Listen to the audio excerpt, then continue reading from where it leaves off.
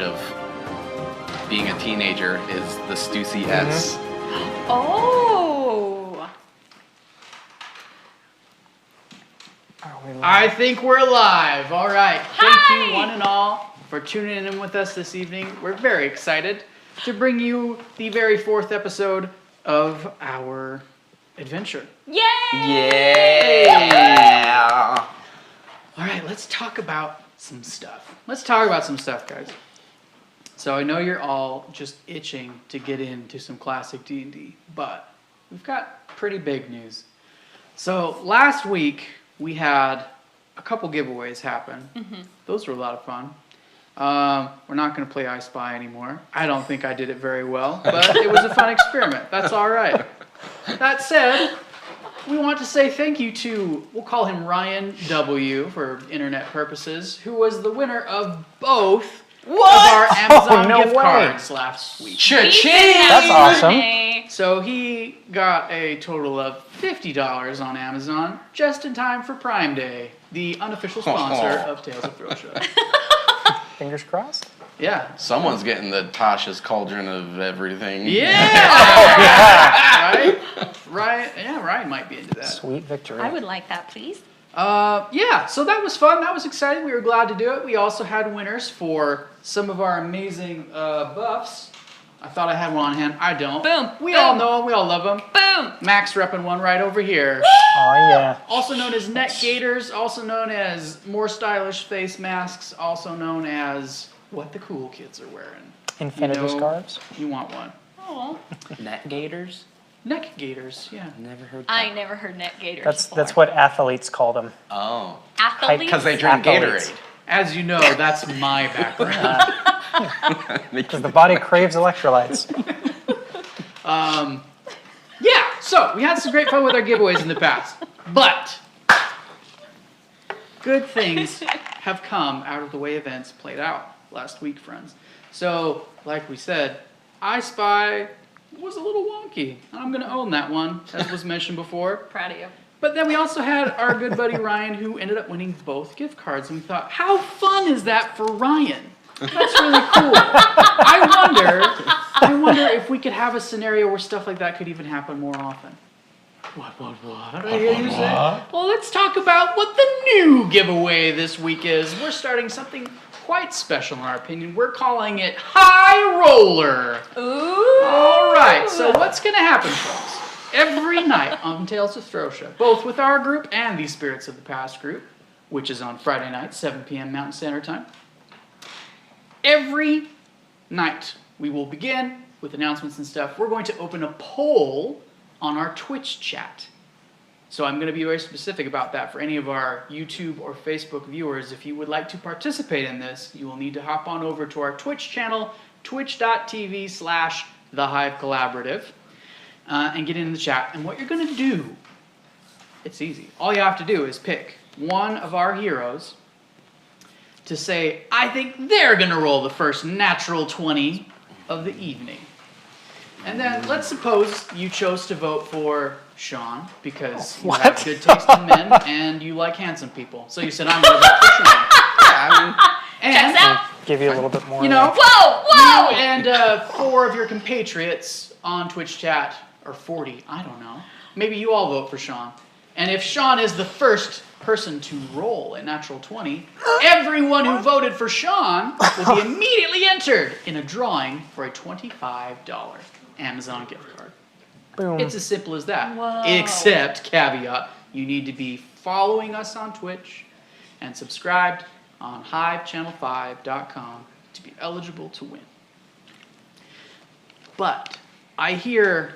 Sounds pretty easy. It does sound pretty But easy. what if no one rolls a natural 20? I'm glad you asked, Logan, because I know all the inquiring minds at home were thinking the same thing. If no one rolls a natural 20 before intermission, we just roll that $25 over to the second half of the night. Because after intermission every night, we're going to do it again. Our second $25 Amazon gift card giveaway happens after intermission. And if no one rolls a nat 20 in the first half, we just roll that $25 over the second. It's a $50 Amazon gift card. Oh my. That's exponential growth. That is. Yeah. I mean, that's Tasha's Cauldron of Everything. Yeah. There it is. You know, Yeah. that third player's handbook that you've been wanting to get for your Yeah. group. You know? But then, let's dive even further down the rabbit hole. There's You can't keep going. What if no one rolls a natural 20? By the way, I don't count. I'm not in the pool. But what if none of the players Oh, that's roll a natural 20 all night? That $50 rolls over to the next Tales of Throssia show, which would be the other group. So What? if tonight no one rolls a natural 20, $50 will roll over to Friday night, and suddenly at the beginning of their show, it'll be $75. This is madness. NW? Madness. It's crazy. That's wild. So we're going to be giving away $25 every half of the show, and it might go out in $25 increments. It might snowball. It could go up to $1 million. I wish I could vote. I'm just saying. I haven't talked to Ken about that one, but now I've said it on the internet. Yeah, so it So- must be true. All right. So I'm not sure if it's in the chat at this point. It looks like we're just typing it in Twitch chat for the evening. Just typing in the character's name to vote. That's what we're doing tonight. Just type in the name of the player or player character that you think will roll the first natural 20. We've got Mackenzie playing Petra. Hi. We've got Logan playing Baird. Oh, whoa. That was way cool. Did you roll in that 20? Okay. Is a 7. And then we've got Sean playing Yuri, which leads us to something that, we'll discuss the absence of an elephant in the room. No, that doesn't sound right at all. No, take that. We're just going to address the fact that Rhea's not with us tonight. So we just want to say Rhea couldn't make it. We care about Rhea a lot. We hope she's doing well. And we'll just continue. We'll somehow soldier on without her this evening. She'll just ride on your back the whole time. She's arranging an owl Narratively, funeral. that's probably a pretty good option, actually. I like it. Yes, but if we're looking at the cold, hard math, all that really means for you folks at home is that your odds of guessing the correct player for our $25 gift card have gone up somewhat. Yeah. Those are really good odds. I think it should be the opposite as well, though. If I roll a natural 1, then you have to send money in to me. I think that tracks. That does track. So Logan has now offered you to enter into a contract with him. I will hold you to it. That may incentivize you to vote for a different champion. I don't know. That's up to you. That's your call. All right. Yes. So that's our exciting giveaway news. We're still going to give away another buff or netgator or whatever you want to call them at intermission because we like you guys and we want you guys to have one. We think that they are fun and we think that you're fun. Even more fun than netgators. Cool. Other announcements that we need to cover. Friday night, we did mention this. Friday night, 7 p.m. Mountain Standard Time, we have our sister group, which is Tales of Throssia, Spirits of the Past. Very good. Doing a separate campaign set very, very long before our campaign is set. So And they're handsome too, so tune in. there's some handsome faces in that group. It's very true. Moving down the line. So, do you guys feel like our intermission video has gotten just like a little stagnant? Just a little bit. I mean, I love our subscriber ad that airs. But I think we need a little something else to throw in to the mix. What you Pizzazz. talking? What What could you it talking? be? Little Well, I think we should air a new commercial for Poe Night.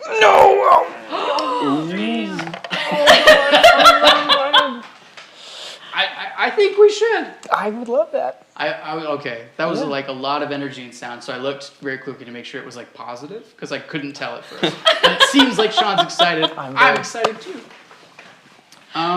Sean, do you want to tell us anything about Poe Night? Just because. Yes, I would love to tell you about Poe Night. So Poe Night, we mentioned it last week, is a tradition that I've had going on for a couple years now that I wanted to share with the Hive in light of our current restrictions during COVID, how a lot of people might not be going out trick-or-treating, partying. I felt like this would be a good way to help the Hive celebrate Halloween with you at home. So Poe Night is going to have some Hive alums that are going to be reading and performing different stories and poems by Mr. Edgar Poe, noted writer of America's Past, creator of the detective novel. Edgar Allan Poe? Funny story. He wasn't a big fan of John Allen, his adopted father, kind of a jerk. So whenever he'd sign things, he would either sign it Edgar Poe or Edgar A. Poe. Whoa! So mind blown, Just right? things you'll learn on Poe It's like a Night. Voldemort thing. Yeah, look him up. John Allen, not a great guy, but anyway, yeah, we're gonna have some wonderful performances, readings, and also musical performances. Ooh. And yeah, you can take that to the bank. Oh, snap. Well, I'm excited. And I'm even more excited to see a little ad for it in intermission. But you're going to have to wait and suffer through some amazing D&D between now and then. That's rough, buddy. All I'm right. ready to go. The hiccup has landed. And with that, This is water. Yeah, we're just going to bring the other topic that everyone is asking about to the forefront. Yes, when Mackenzie hiccups, she somehow enunciates the word hiccup in the act. Yeah, And we're all kind of mystified. it's pretty remarkable. Invented the hiccup. All right. All right. I don't know if there's any other announcements we need to talk about, which means it's just time for some good old-fashioned Dungeons and Dragons. Let's play. All right. let's do it. Let's. Yeah. So, my friends, Ready. Nothing Let's cracked. get- Nothing cracked. It wasn't impressive at all.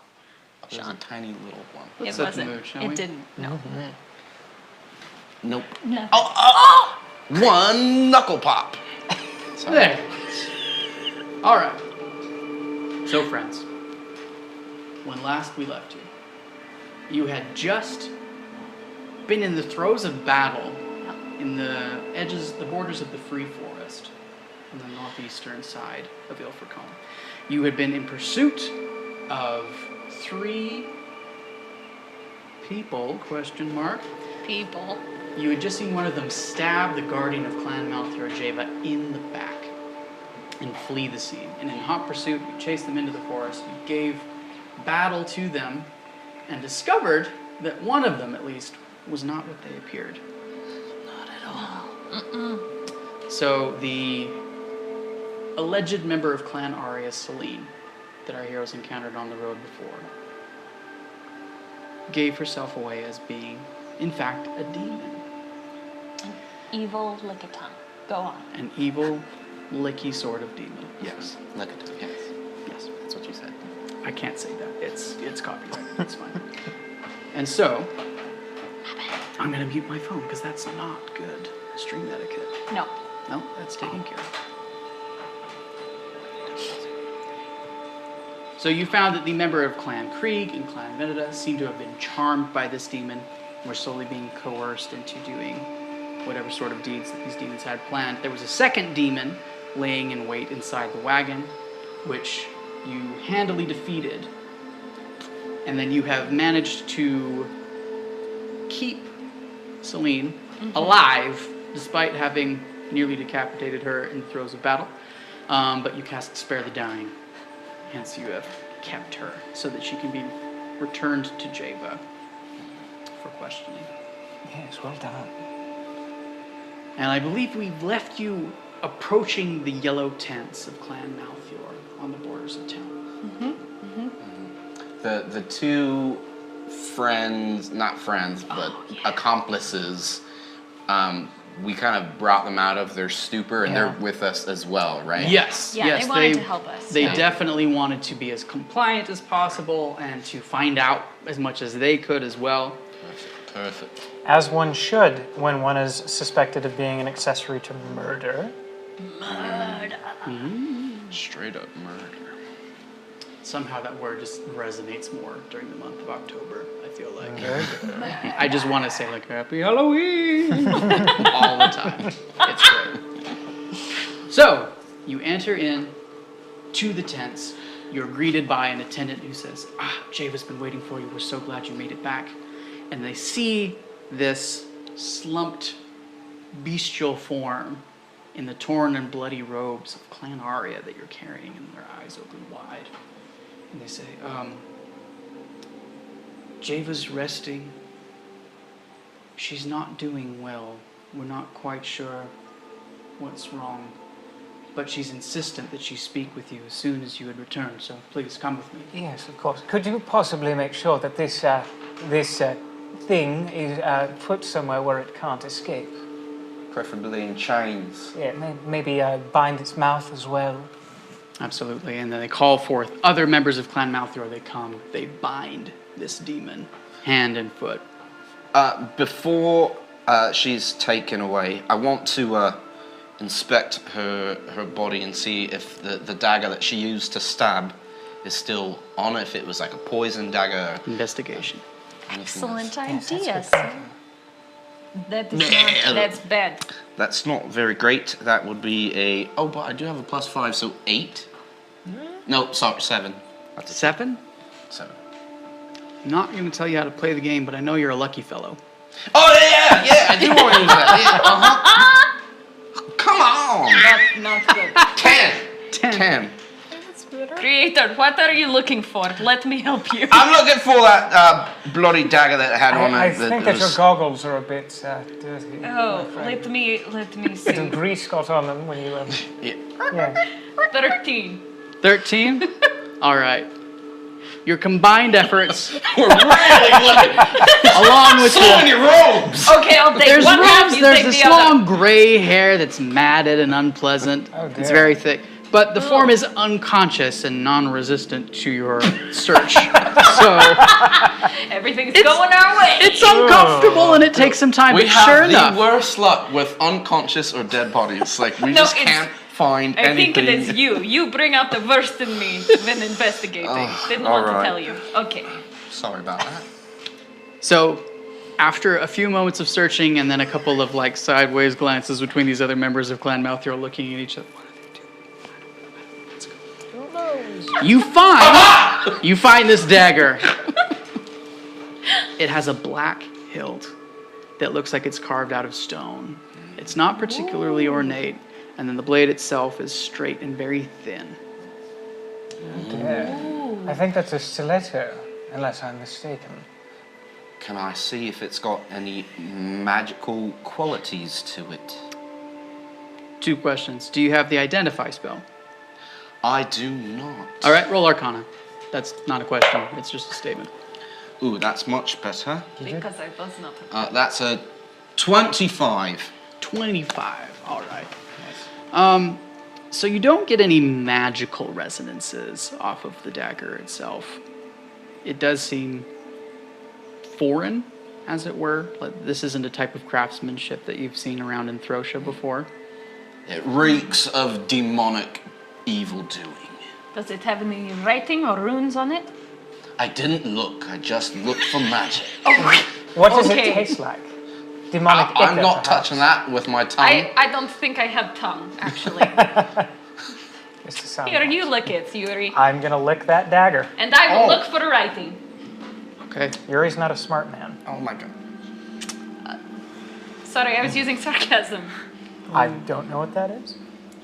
Don't lick the dagger. We don't know if it All right. has Already did it. demonic impurities so in what it. we're going to do, I need you to roll a dex save Oh my God. to see if you stop him in time, and then I need you to just make a straight dex check. Sure, I'll do that. 8. That's a 7. Oh! So you are very slowly bringing in your tongue, you know. About to taste it. Baird just stops you from licking this blade. As your tongue gets really close, you smell something that's almost acrid. Yes, that does smell a bit like ichor. Can I identify it? Have I smelled anything like this in the past? Do you want to roll medicine? That's nat 1. Oh my god. First nat 1 of the night, eh? So this Yay. particular smell wafts dear. into your nose. Roll me a con save. That is a 19. 19. Okay. You feel this brief feeling of like, I'm gonna lose my lunch, and you get that mess back down. You hold it in. It's a very unpleasant, uninviting aroma. I put my hand on Baird's shoulder for a second as I feel it kind of roll up my throat. Oh. Please don't. And then swallow it back down. Okay, sorry. Here, give me dagger. Here you are. Yes, Yeah, enjoy thanks. that. Yes. I will hold this. And I just want to look and see if there's any writing or runes or any inscriptions on this. Perception. 16. 16. You do not see any symbols of any kind on this Okay. dagger. However, as you examine it very closely as well, you do, I'm going to say you can smell, Warforged can smell, you do smell this unpleasant, strange, acrid aroma. Can I roll a medicine check? Yes, you can. Because I am really good at medicine. 21. Wow. 21. All right. So you don't know what it is specifically. But as you you smell it and you observe and you hold it up to the light and you see kind of like the tinge the light gets off of this blade. There's like this semi-greenish hue that you can just perceive on the edge of the blade, and you're beginning to feel like this has been poisoned. You don't know what poison. It's unfamiliar to you, but Was there a sheath that went with this dagger on Celine? no, it was just belted. Just wrap it in this Yes. oil You have- rag that I have. Thank I've you. got lots of them. Yes, that's good thinking, chaps. Let's go to Java. I want to see if she's okay. We should also, someone, and I look to one of the gods, get the apothecary, or whoever you have in this city. Clearly, Java has been poisoned by this. Perhaps He he wasn't or she pointing to can me. identify what the poison and therefore antidote would be. Come in, we'll tell you everything that's already been done. We'll get you caught up. And so they usher you into a room where a comfortable sitting couch has been arranged, and propped up on it on some pillows, reclined, not completely, but sitting comfortably, is Java. Her breathing looks a little bit labored and slow compared to, someone who would normally be lazing on a sofa, but she's alert and looking around, and as she sees you come in, her eyes widen slightly, and she says, "It's very good of you to come back. I trust you were successful." Oh yes, fancy meeting you here. We brought the culprits behind your stabbing. Now, hold on. What? That's what? One moment here. Her last words to me before I took off. I just want to say we honored that. Well done. Go ahead, creator. That's a nice touch there. Honor. Speaking of honor. Yeah, and I'm going to take my chair and spin it around and sit on it like this, cozying up next to her. So, this is a bit ironic, don't you think? Here we are, the ones that you were about to throw in prison, and we're going to save you, huh? We brought the killer. You seem to be doing all right. Were you guilty Guilty of what? Guilty of... of creating a metal man and terrorizing the people of Kilkenny? Yeah, sure, I was guilty of creating a metal man and terrorizing and No, of course not. And how dare you make me be the bad guy here? That hurts my feelings. That was quite a presumption on your part. Should I give her the letter? Sure, yeah. She takes the letter, she unfolds it, and she reads, and she smiles gently to herself. It seems as you've done exactly what I sent you to do. Oh dear, because it seems as if you sent us to be thrown in prison. My dear Yuri, if I intended you to be sent to prison, you would be in prison. I trusted you to be clever enough to figure out what was going on despite these fears and uncertainties of these small town folk dealing with things they don't understand. I didn't suppose for a moment you were guilty, Baird, but I trusted you to be clever enough to make the most of the situation, and you have. You have raised the name of our clan. Insight check. Oh boy, 21. 21. You get the subtle air of, she thinks you guys should have figured this out already. She is telling the truth. I She trust means her. it. She means it. Well, even so, it would have been nice if we had been given a little bit of forewarning, if that's what your intention was. It's a strange way to compliment our resourcefulness, but I suppose I'll take it. Well, you've earned it twice over, it would seem, as you've come back having elevated our name in the eyes of more of the citizenry of Throssia. And you have returned Can I do a medicine check? with my attacker. You may. 18. 18. So you can tell that she's sick. Her stab wound has been tended to with great care and expertise. The bleeding has stopped. However, the wound itself, while closed, as you inspect the bandages and you actually look to see inside, it's not closing properly. There's a greeny, almost pus-like film that's covering over where the wound should be closing, and you can see other signs that indicate that there's something circulating in her system. Right. Her complexion is fainter. She's... I say, chaps, I do pull out that dagger. Perhaps you might recognize it. Here you go. Sure. Does this look familiar at all to you? I never saw the dagger myself, but I know there were plenty of witnesses. Yes. You hand it over to... There are multiple people attending to Java. There is an apothecary. There are clerics. There are people trying to figure out how best to cure what is ailing her. And after some moments conferring among themselves, they come back and say, they're absolutely correct. There's a poison on this dagger that we're not quite sure what it is. Petra, hearing this, will go to like the corner of the room and actually just kneel down with her great axe and like hold on to her symbol and just like pray. And just pray for help that we could. That we will know how to cure the poison. Roll religion.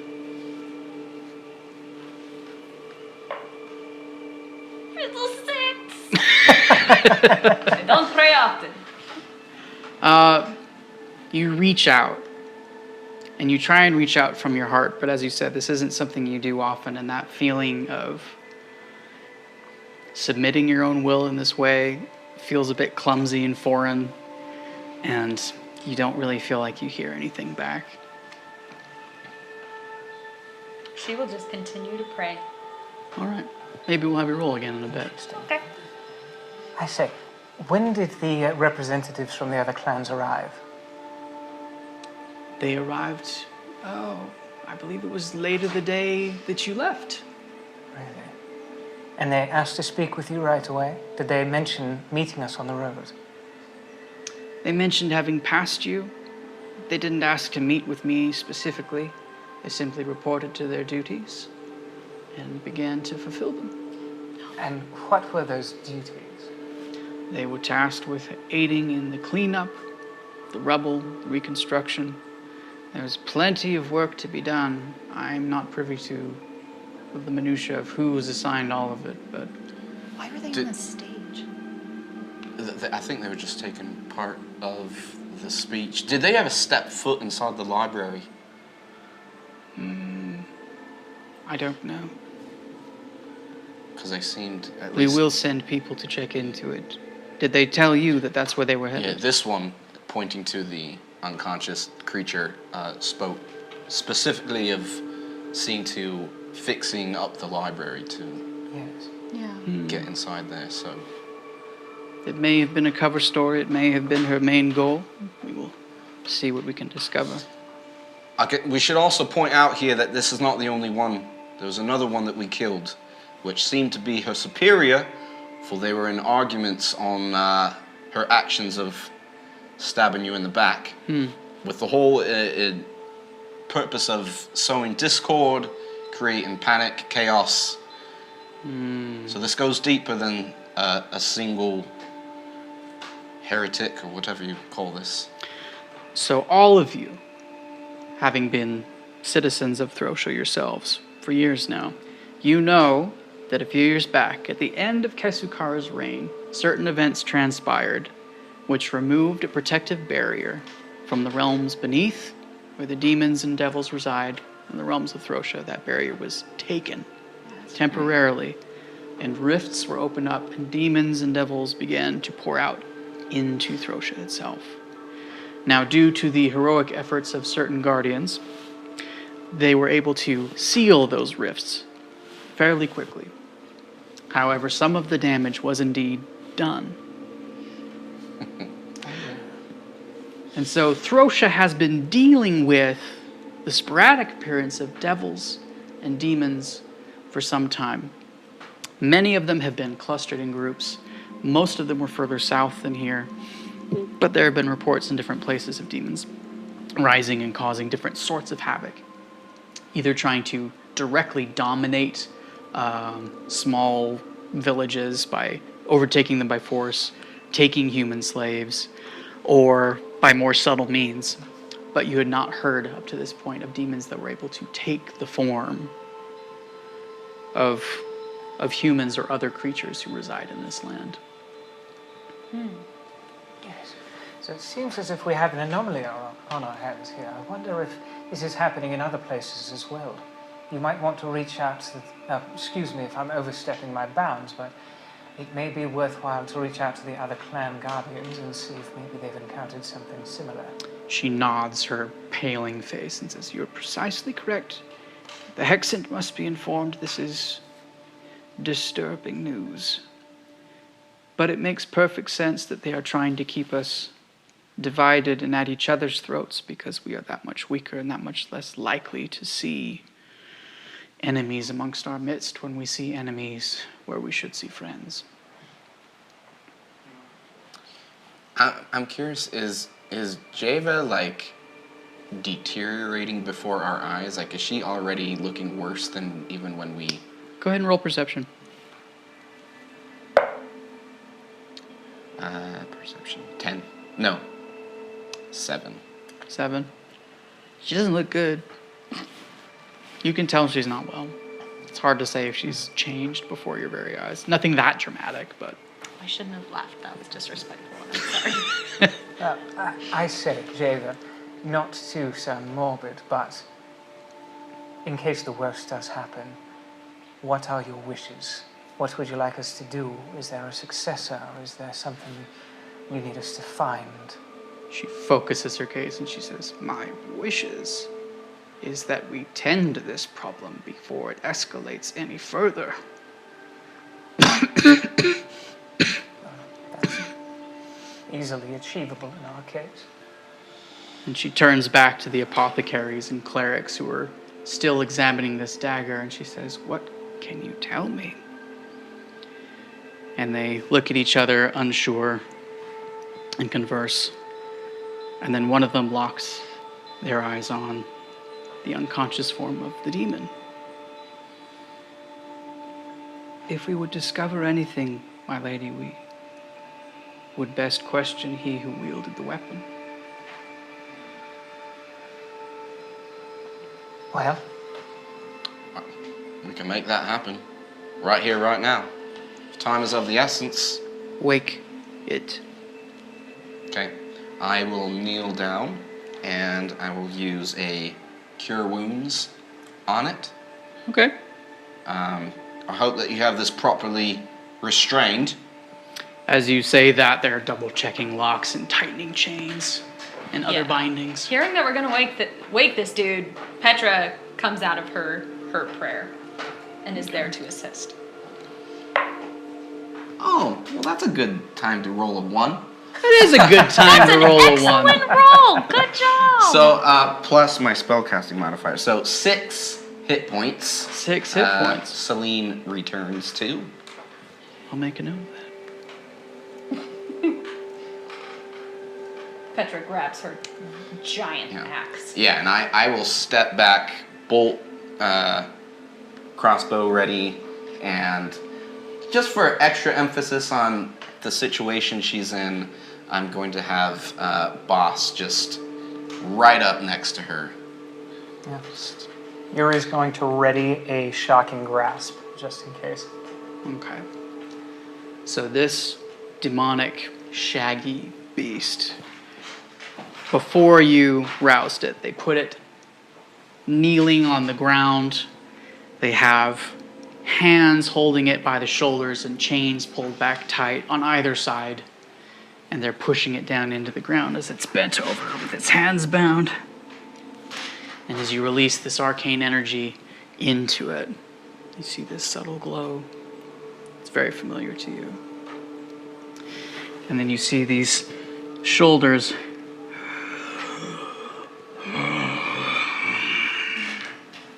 begin to heave up and down as it breathes, but it does not raise its head.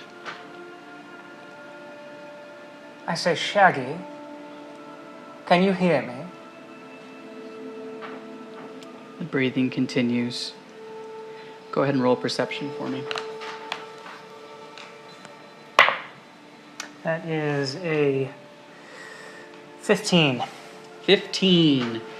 Watching very carefully while its body remains largely very still and it's still breathing heavily, you notice beneath its form this long tongue begin to stick out and slither its way towards you. I'm going to use my arcane focus to pin the tongue to the ground.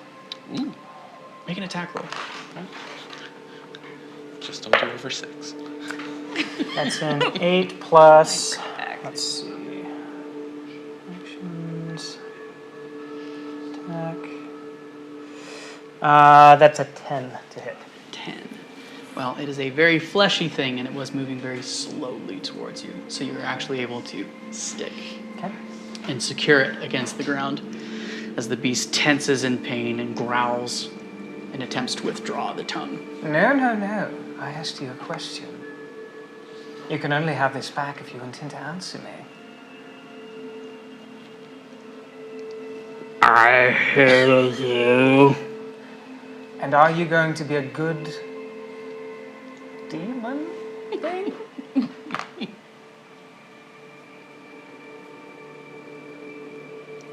A slow nod.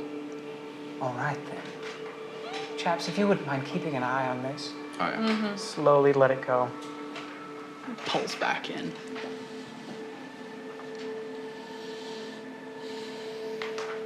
Welcome back, Celine. It bares its teeth once more slowly. I say, is that your real name? It doesn't appear to suit you. I would not speak my name here in front of you. Well, maybe you could give us a nickname, something more fitting. Celine will do. Celine it is. I'm Yuri. We've formally met. You tried to kill me. Question is, why were you killing her?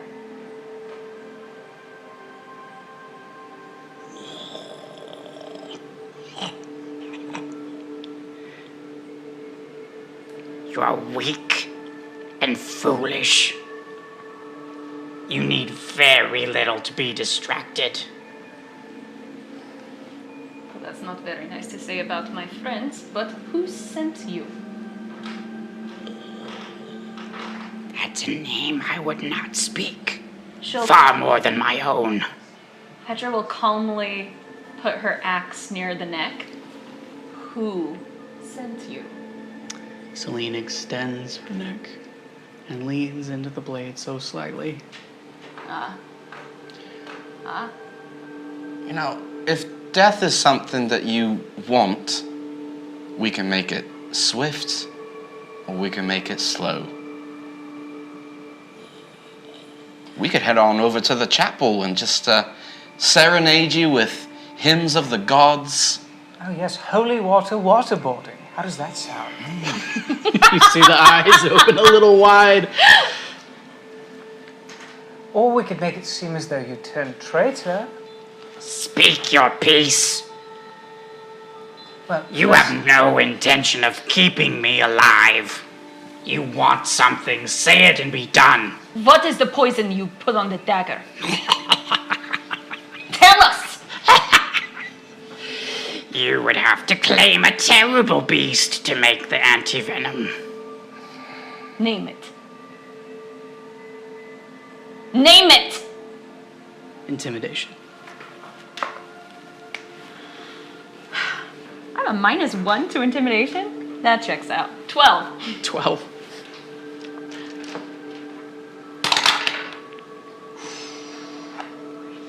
Well, Celine is not eligible for the high roller competition, but she rolls a nat 20. Oh, man. Oh, wow.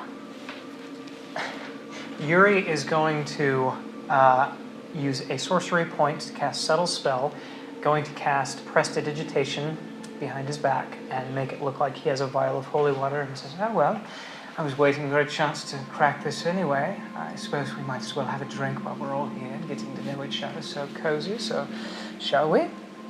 Roll intimidation with advantage for the illusory holy water. You gotta see this. Please, please, please, please.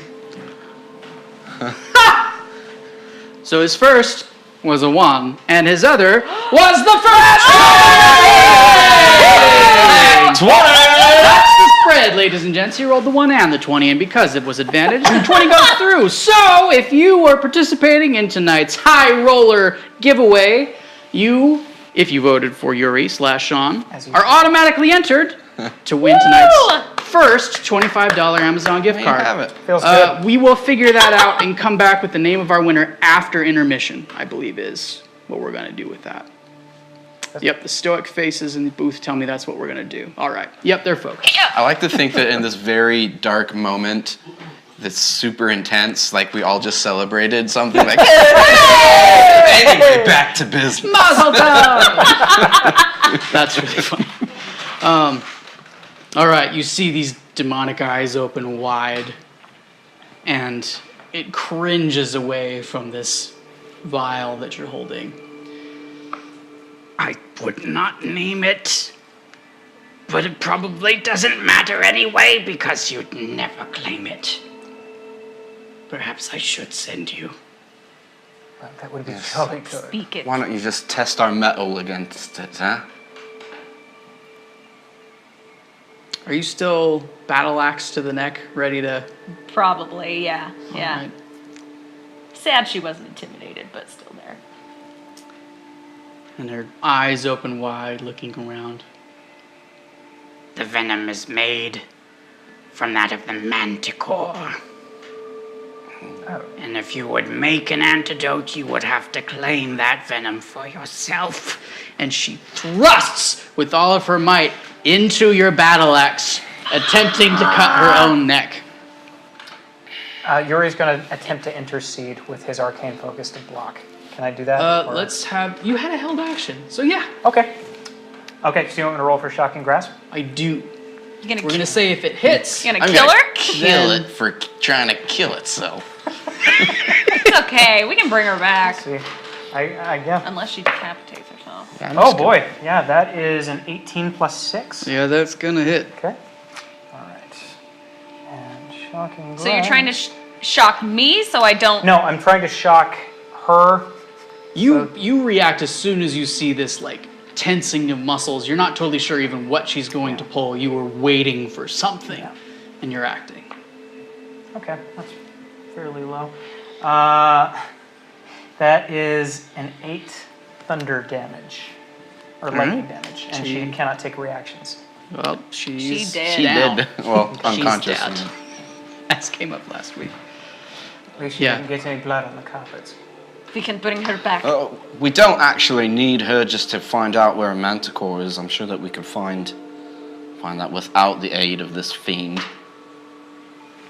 Petra will look at Java. What else do you need from this? We shall guard the beast in the dungeons. Further in town, if we have any other questions, we'll question it then. For now, it seems we have a task for you. She'll cast Spare the Dying on the beast so they can at least bring her to jail. All right. She is again stabilized and unconscious. So, my new champions, once scorned and redeemed, and new favor gained for saving my life and bringing me back my captor. Could you do me one more deed? Be delighted. Tell us where the manticore is and we'll be on our way. And she calls, and one of her aides brings out a map of Throssia.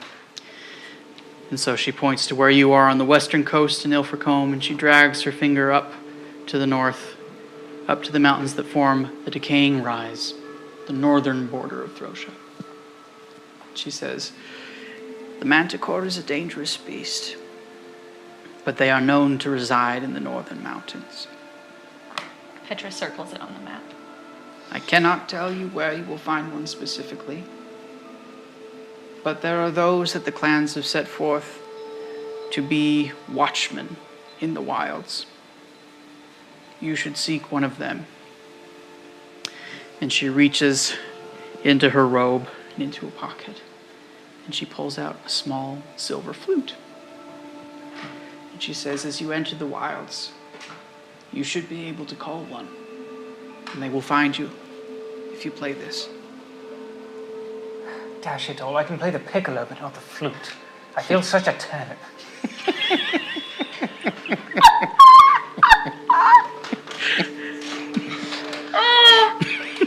Do we have a flautist among us?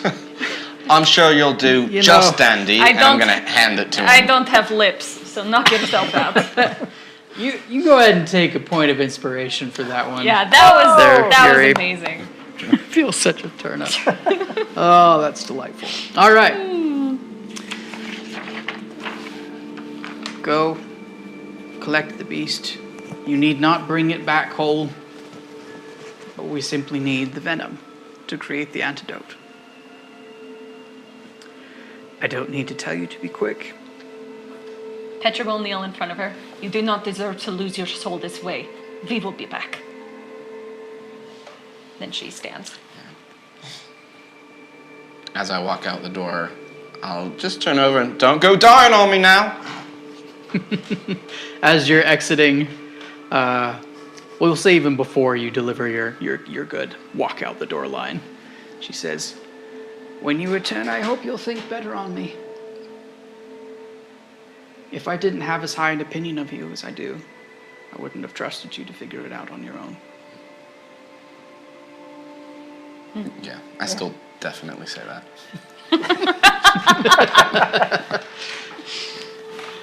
All right. And so you embark, headed to the north. Can we rest Yeah. first? Also, I would like to see if there's any way that we could speed this little expedition of ours by the purchasing of horses or a wagon or anything that could give us... So as you begin to make inquiries with the other members of Clan Malthior that are stationed here at the camp, knowing the quest that's set before you, you are provided with a wagon and 2 horses, Perfect. Awesome. Perfect. as well as provisions for your journey. So accommodating. All right. Shall we name them? Name the horses? Yes. It sounds like you already have names. So what are you going to name them? Geppetto for the first, and Pinocchio for the second. It's one of my favorite stories. Do we get to Sure, vote? yeah. You know what? He can have it. He can have it. You can have this one. As much as I would like to take a rest, I feel like this is a moment where we need to. I know. We I'll just sleep need to in the go. wagon. Yeah. We can take turns. Wagon shifts. Traveling? Yeah. That seems reasonable. There are pillows in wagon? No. Hey. There are There's provisions just hay. and traveling supplies in the wagon, so there's basic bedding provided you Cool. in the wagon. I just stole the wagon from the farmer. Hey, that's my wagon. I thought you were saying hay was in there. That's what I want. Oh. It's a hayride. For some reason in my head that turned into the cart, a cart instead of a wagon. Then it was my cabbages. I love that. All right. Anyways, you are now equipped with a wagon with 2 handsome horses, one being a lovely white horse, namely Geppetto. Pinocchio is in fact a lovely chestnut color. Oh. And you begin Feels good. rolling And made of into wood. the north.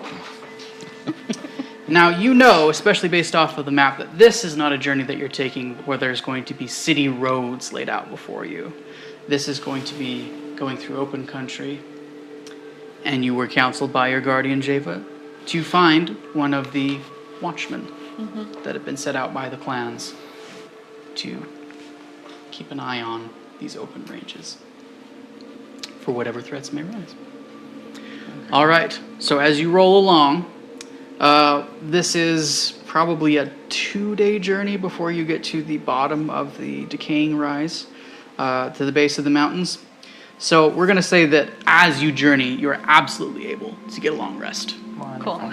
as you make your way along. While we're journeying, Petra would like, whenever it's her wagon watch or whatever, she would like to go in front of the horses and actually like try to clear a path with her great axe, just to make traveling a little easier if there's anything in the way. Part of the terrain, it's simple enough, and there's other parts that you definitely benefit from trying to just clear the way for the wagon. A little less maneuvering, a little more forward momentum. Nice, nice.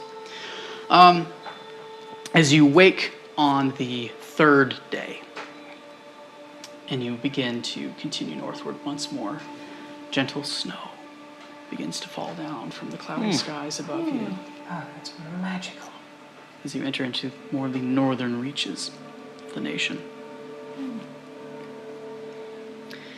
And it is about this time that you were counseled by Java to attempt to summon a companion, a guide. Whistle the watchman.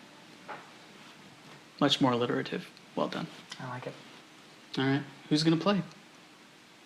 I don't have lips. Please. Well, if you will forgive my ineptness at the flute, I will attempt to be a flautist. Go ahead and roll me a performance check. Okay. Oh, yes, please. The performance modifier isn't bad. That roll was not great. It's an 11. An 11. Yeah. All right, so you... Is that good or bad? In my years I of... didn't wet my whistle before I whistled. Oh, okay, It's- sure. Not bad. It's... Could use some improvement. All right. As you play these sort of unsteady, unsure notes, Aw. the melody's still discernible. You hear this silvery voice in this flute going out into the empty air, seeming to carry far further than you would have ever guessed, especially for how gently you were playing.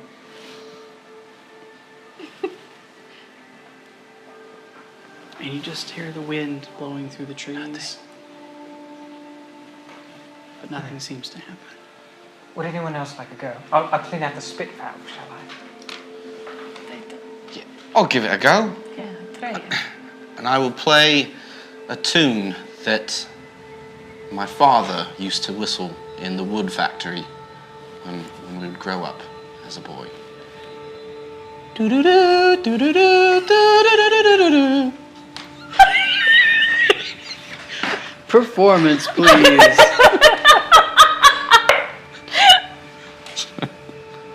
$11.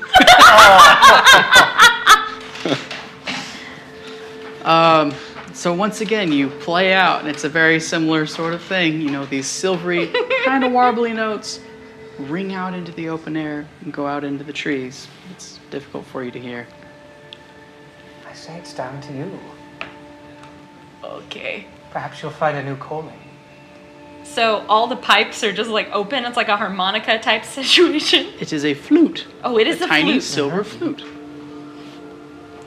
She's just gonna put it her mouth and then just release hot air into it and move her fingers in a random pattern.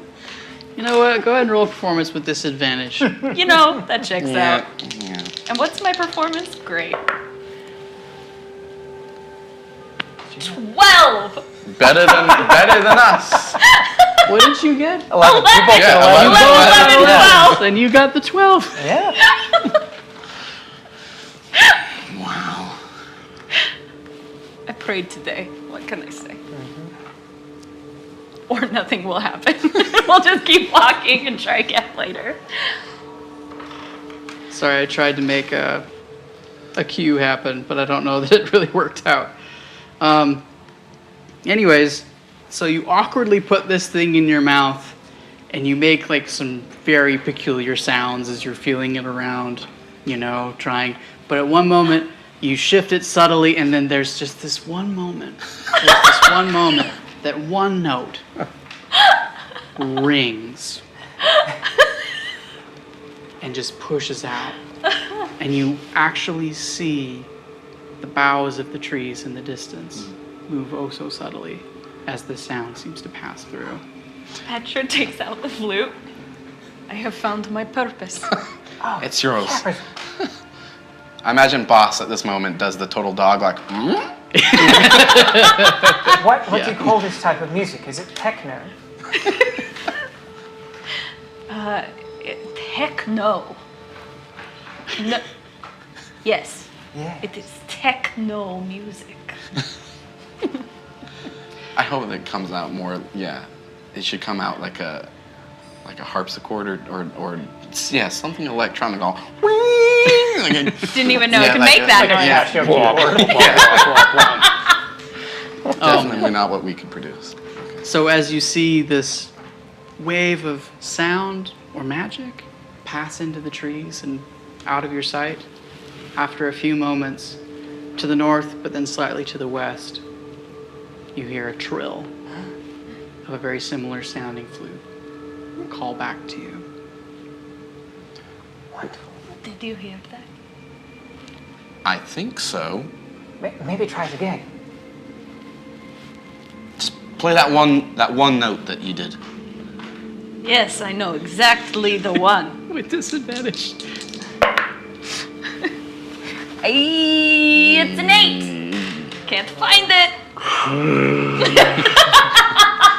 Can't make it happen again. One time. It's not a didgeridoo, all right? One time thing. You go ahead. I could give it another go if you like. My finger's a bit warmed up now. Yes, I feel better. Yes, now that Sure. Right.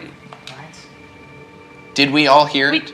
Oh, can yeah. just follow Okay, the we all sound. heard it. You all heard it. In fact, No, the noise of the other one. the that returning came one. back. Yeah, you all Oh, heard okay, it. we all. You okay. all heard it. Absolutely. Yeah, that was a 23. That's a 23. Yes. Okay. A little bit maybe indignant after seeing her, succeed, and you have your own musical talents to fall back on. As I do it, I cast prestidigitation above my head to form the notes that I'm playing, so you can kind of see them hanging in the air See the as staff. I'm playing and flouncing around a little bit and doing pirouettes in the snow. But, oh, Yeah, we get the Oh, point. we Beautiful. understand. We understand. Beautiful. Just silver Lovely, melody. Great. Bravo. Much good. Yep, as you slow clap your companions, this lovely silvery music soars out through the trees. And then a lower trill from the same direction a few moments later responds again. And you begin to see a slight trail of light from the flute into the trees. Yes. Boss. I'm gonna have him start sniffing and leading in that direction. Can the horses in the wagon get through there? They're not thick trees, but Okay. yeah, you can make your way through. All right. Yuri's going to kind of gust to get them to part as we go. Okay. What time of day is it right now? At this point, it's still like mid-morning. Okay. You've made your way into it being snowy, and you knew that it was around the morning of the third day that you should start trying to reach out. Frosty morning. Okay. Yeah. Petra will lead the horses in the direction of the lights. All right. You make your way through the trees following this very faint but very perceptible ethereal trail of light through the trees and the snow. And you make your way into a clearing where it just sort of dissipates.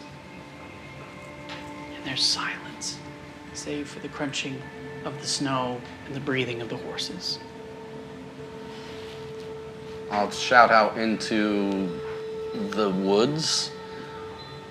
Yes, we're looking for, what are they called again? Watchmen. We need your services. We come in peace.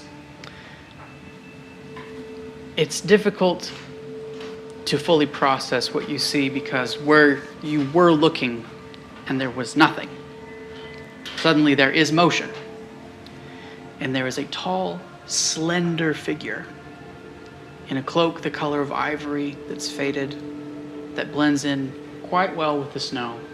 And now that it's moving, You can see there's very, very faint green trim along this cloak. And feline features underneath the hood greet you, intense eyes, as this creature steps forward. I am the Watcher in the north. You require services. Yes. Well, we need to find a manticore. Have you seen one in this area? Oh, simple as that? Just the manticore, then? Well, yes. It Oh, is- I'm so sorry. I'm being so rude. My name is Yuri. What do they call you? And he puts a hand over his heart and bows deeply. I am Shanxi. Shanks. It is a pleasure to meet you all. Petra will do the same, like mimicking him, and she'll be like, I am Petra. He smiles. Your music is very beautiful. Thank you. I have practiced many hours.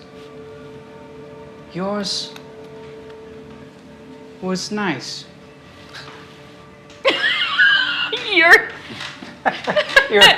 Yeah, just even this little bit of validation is more than enough to fill Yuri's cup. I love how he's so responsive to like words of affirmation. Like that's clearly his love language, and I love it. Shanksy, we would love to continue talking about our preferences in music, really.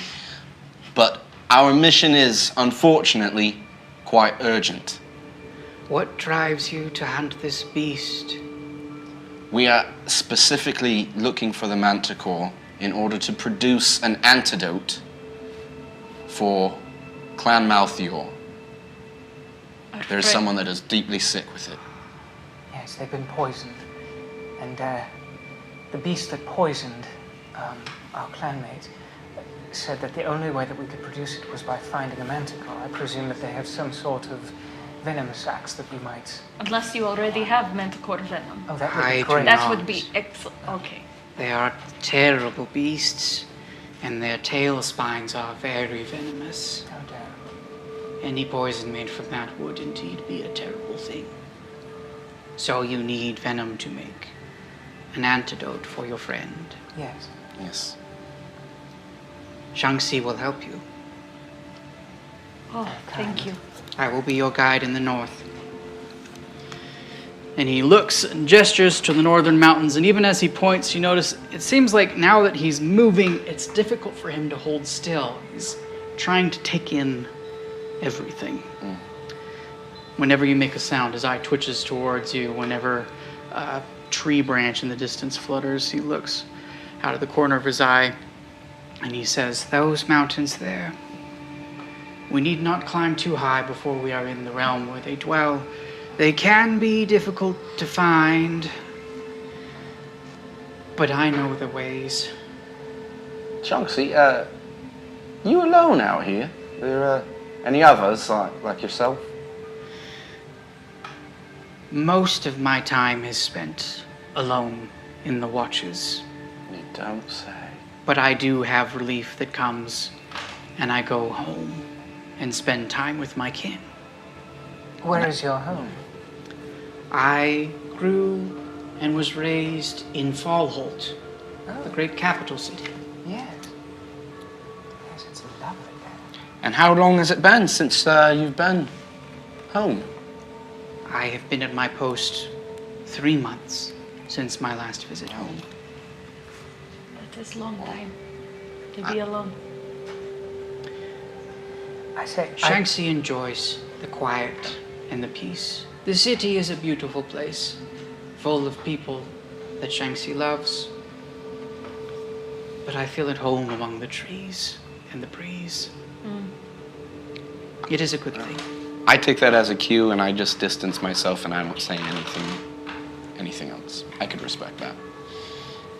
I say, I wonder, have you ever hunted these manticore before? Are you quite familiar with them?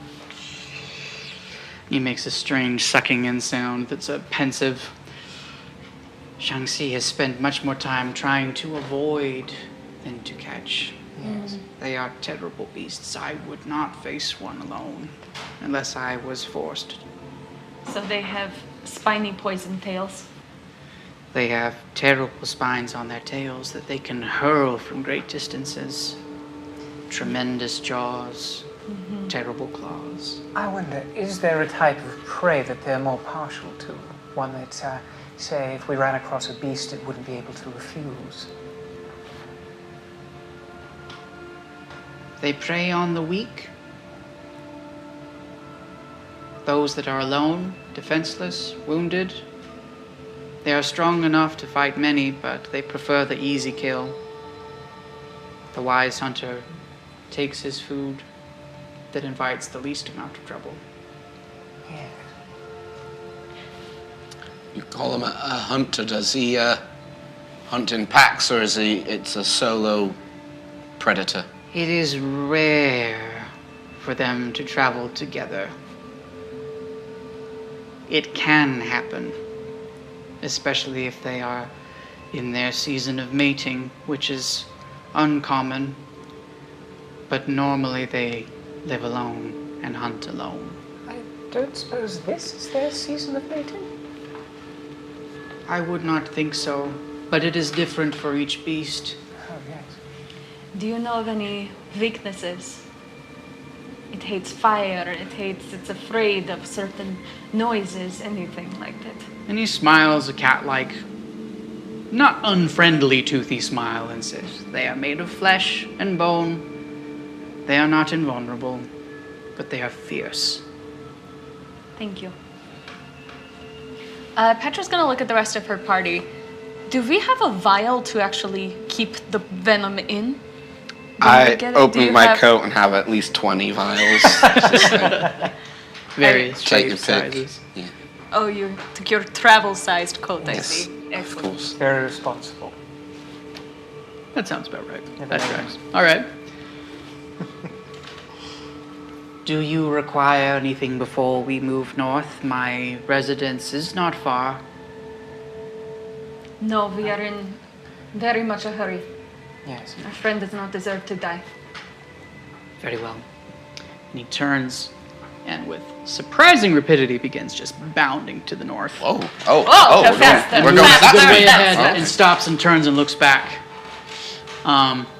Unperturbed, but just simply waiting for you. That's like every Boss. video game. Keep in up NPC. with that. Yeah, that's fair.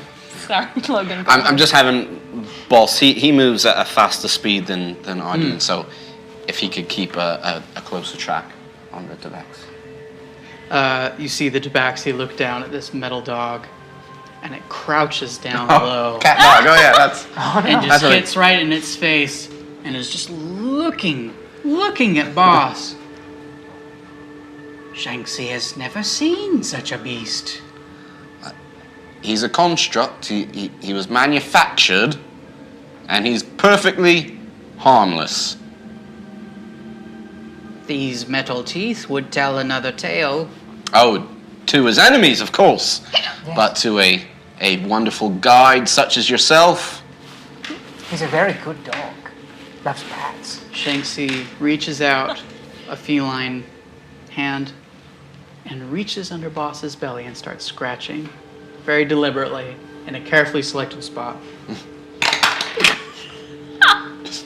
Don't hit the kill switch, no!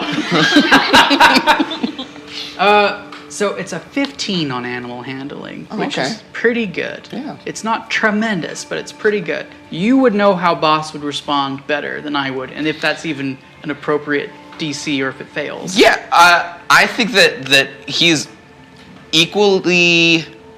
I don't think he's ever come across a tabaxi, a feline, but he's not a dog, so he doesn't have the same instincts necessarily of a real dog meeting a feline-like individual. So I think he's still like. Yeah, they're both a good step away from dog and cat. But yeah, I think more than anything, he's equally curious. Like, what is this thing? Fair enough. And you see Shanksy just keep looking intrigued for a moment. We shall see how you travel over the northern reaches. I think stands up. Baird had just a small moment where, like, okay, nothing happened. Like, just for a moment, he wasn't quite sure how it was gonna go down, and he's like, all right, we're good. We're good. That moment of something approaching Bated your breath. dog on Yeah. the street, and you're just like, oh, yeah, it should be fun. Should be fun. We should be good. Quick question. Yes. What is the, so you said it has started to snow. Is there like snowfall on the ground currently? Yes. Okay. Absolutely. And we're all packed in the wagon together? Or are we Yeah, walking? Shanksy is not riding along with you. yeah, and Boss isn't in the wagon. Okay, Boss is... So right we're all alongside. kind of within 10 feet of each other. Yuri says, that lovely Shanksy's cloak reminded me of something that we might want to try. If you'll permit me, I know that I have taken some liberties, but this, I think, will work to our benefit. Going to cast Prestidigitation to color all of our like cloaks and outerwear kind of that ivory white, just as kind of a camouflage. I can have 3 effects going at once with Prestidigitation. Very cool. That's awesome. Very, very cool. I like knee jerk. Petra's used to it by now and is like, yeah, trust Yuri. He's always doing the right thing. I was more Always worried that trust- it was going to be like Sure periwinkle am. or bright yellow or something. So I would this'll do. that too. This'll Yellow is not your color. He would never do that. No, Never. All right. make you look all jaundiced. It's too bad you're in mouthy order and it's yellow. You know. All right. So the group of you making your way riding in this wagon, periodically seeing this figure in ivory bounding ahead. But always about when it's about to get to the point that you couldn't see him anymore, he stops and waits. But whenever he's motionless, it's like he disappears. That's so cool. What? I said that's a neat trick. And then anytime the wagon gets about up to where Shanxi is, suddenly he moves, he's visible again, and you can see his well-worn leather armor beneath his white cloak flash as he bounds ahead into the snow. What? And thus you make your way overland until the sun begins to set in the distance, and the red glow over the snow lets you know that it's about time to bed down for the night. That's As you foreboding. approach the borders of these mountain reaches. And that is where we'll take our intermission. Let's go get on Manticore. Gonna get a manticore. All right. Okay, we have a trivia question for you for our intermission giveaway. Oh. What? Cool. And the trivia question is, can you tell us what color was the handle of the dagger that stabbed Java? I know it. If you know the answer, please enter it in Twitch chat, and you will be automatically entered in a raffle, I guess it is, to see if you can win one of our Hex buffs. And if you're the lucky winner, you get to choose which clan you want, or if you want the full Enter the Hex logo. It's up to you. It's pretty cool. But we will be back in about 10 minutes' time. Please enjoy some lovely advertising in the meantime. And when we get back, we'll also be able to announce the winner of our first $25 gift card, and then we'll do entries for our second. All right? Cool. Thanks, guys. We'll see you soon. We love you. Thanks for betting on me. I bet on you. Yeah? Yeah.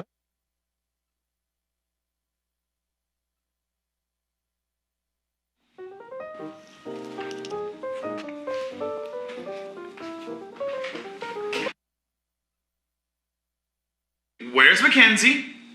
Hi, I'm Steve. I'm Sean. I'm Rhea. And I'm Logan. We just wanted to say Thank you. Thank you. Thank you. Thanks for watching Tales of Throssia. We hope you enjoy it. we hope you enjoy the show. If you'd like to see more Tales of Throssia, as well as get updates on all the other awesome tabletop content at the Hive Collaborative, Head over to www.hivechannel5.com. HiveChannel5.com.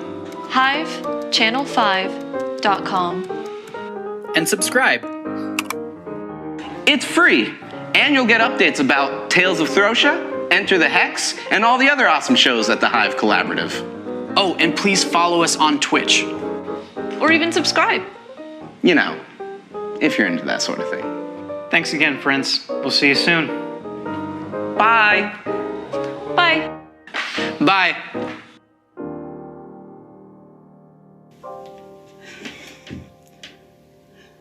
That was today?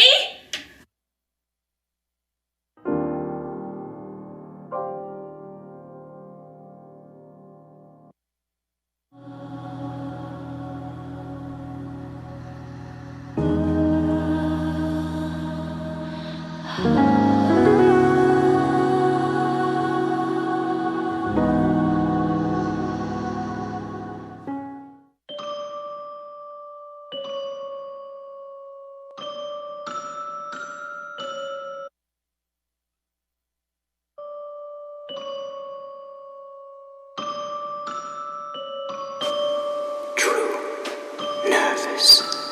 Very, very dreadfully nervous I had been to him.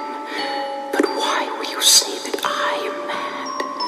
The disease had but thank God shielded and destroyed the fangs of the arch-thief. No sooner had the reverberation of my blow sunk into silence than I was answered by his voice with a succession of loud and shrill screams bursting suddenly from the throat of the chamber. The sub seemed to trust her. Swelling into one for a reason and hesitated to utterly ignorant. I began to grow anxious about the reasons of my shall be lifted nevermore.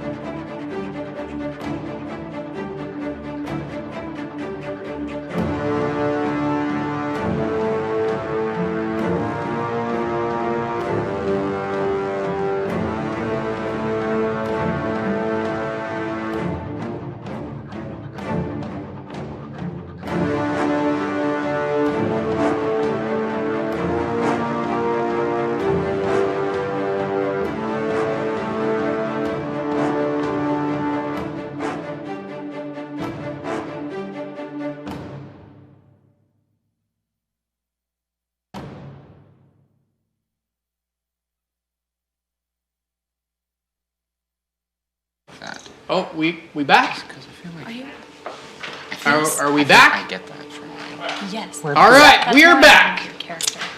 A dinosaur story. Nope, that's not us. Oh my We're God. Tales of Throssia. But I love that show from my childhood. Yeah. Is it? Remember The Screw bad- Eyes? Yeah, Professor Professor Screw Screw Eyes. Eyes. That's Scary. Terrifying. Yeah. And you know, I thought that know movie what was you're like, talking about. I thought that movie was just a dream of mine for a long time. And then I saw it on Netflix and I was like, and You watched threw it. something in the air. Yeah. Let's be Yes. honest. That Most of the Just 90s my- feels you like a flipped the fever table. dream at this You point. flipped the table. Some of the cartoons I watched growing up sure feel that way, and I would file that in the same place. Be like, I feel like I saw that was a real Yeah. movie, right? And the right? Page Master, too. Oh, Return to Oz, nightmare Oh, fuel. jeez, yeah. Mommy? We watch it again, like it opens up with like electroshock therapy. Yeah. Like, what is this? A kid show? And a lady who Watch takes it. off her heads. Oh yeah. Yeah. So look. watch The it. but it- Wheelers? Oh, there's so I much don't creepy want to stuff. see whatever There's that so much was. creepy stuff. I think I've blocked out a lot of that movie, but like as you're saying stuff, I'm like, wait, no, back in the Yeah. box with you. And the Yeah. stop motion Goblin King guy. Yeah, this face. Oh, Oh, man. man. I can't tell if I want to watch this or You just do. stay away You do. forever. Fascinating, You wanna but yeah. Watch it late at You night. get a lot of You mileage guys off make me that want to go one. watch a detox movie that makes me feel real good. Like go watch Peanut Butter Falcon or something like Oh, that. yeah. Finally saw that for the first time recently. Heart melting. Heart melting. So good. I never anticipated rooting for Shia LaBeouf to like punch a 10-year-old kid in the face, but I was all about See, it. now I want to watch that. Yeah. It's a great movie. It helps you forget Hey, the cannibalism. Welcome back. We're so glad you're here with us. We would love to hear about your childhood Oh, movies man. you locked away. Okay, so I actually have Twitch chat open, and Evermore Adventurous says, I love that movie. I'm not sure which one she was referring to at the moment They are all because great I just movies. saw. But she also brings up Rockadoodle. Oh, yeah. Rockadoodle. I super remember that one.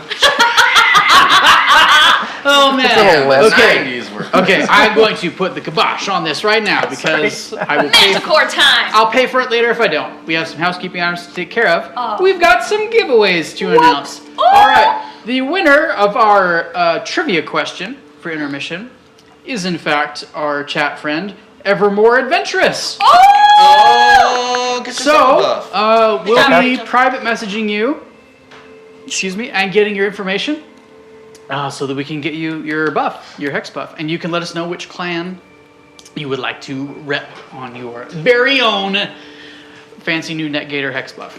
Cool. And the winner of our first $25 gift card, I need that name again, that Twitch handle. Silver Staffy. Silver Staffy! Woo!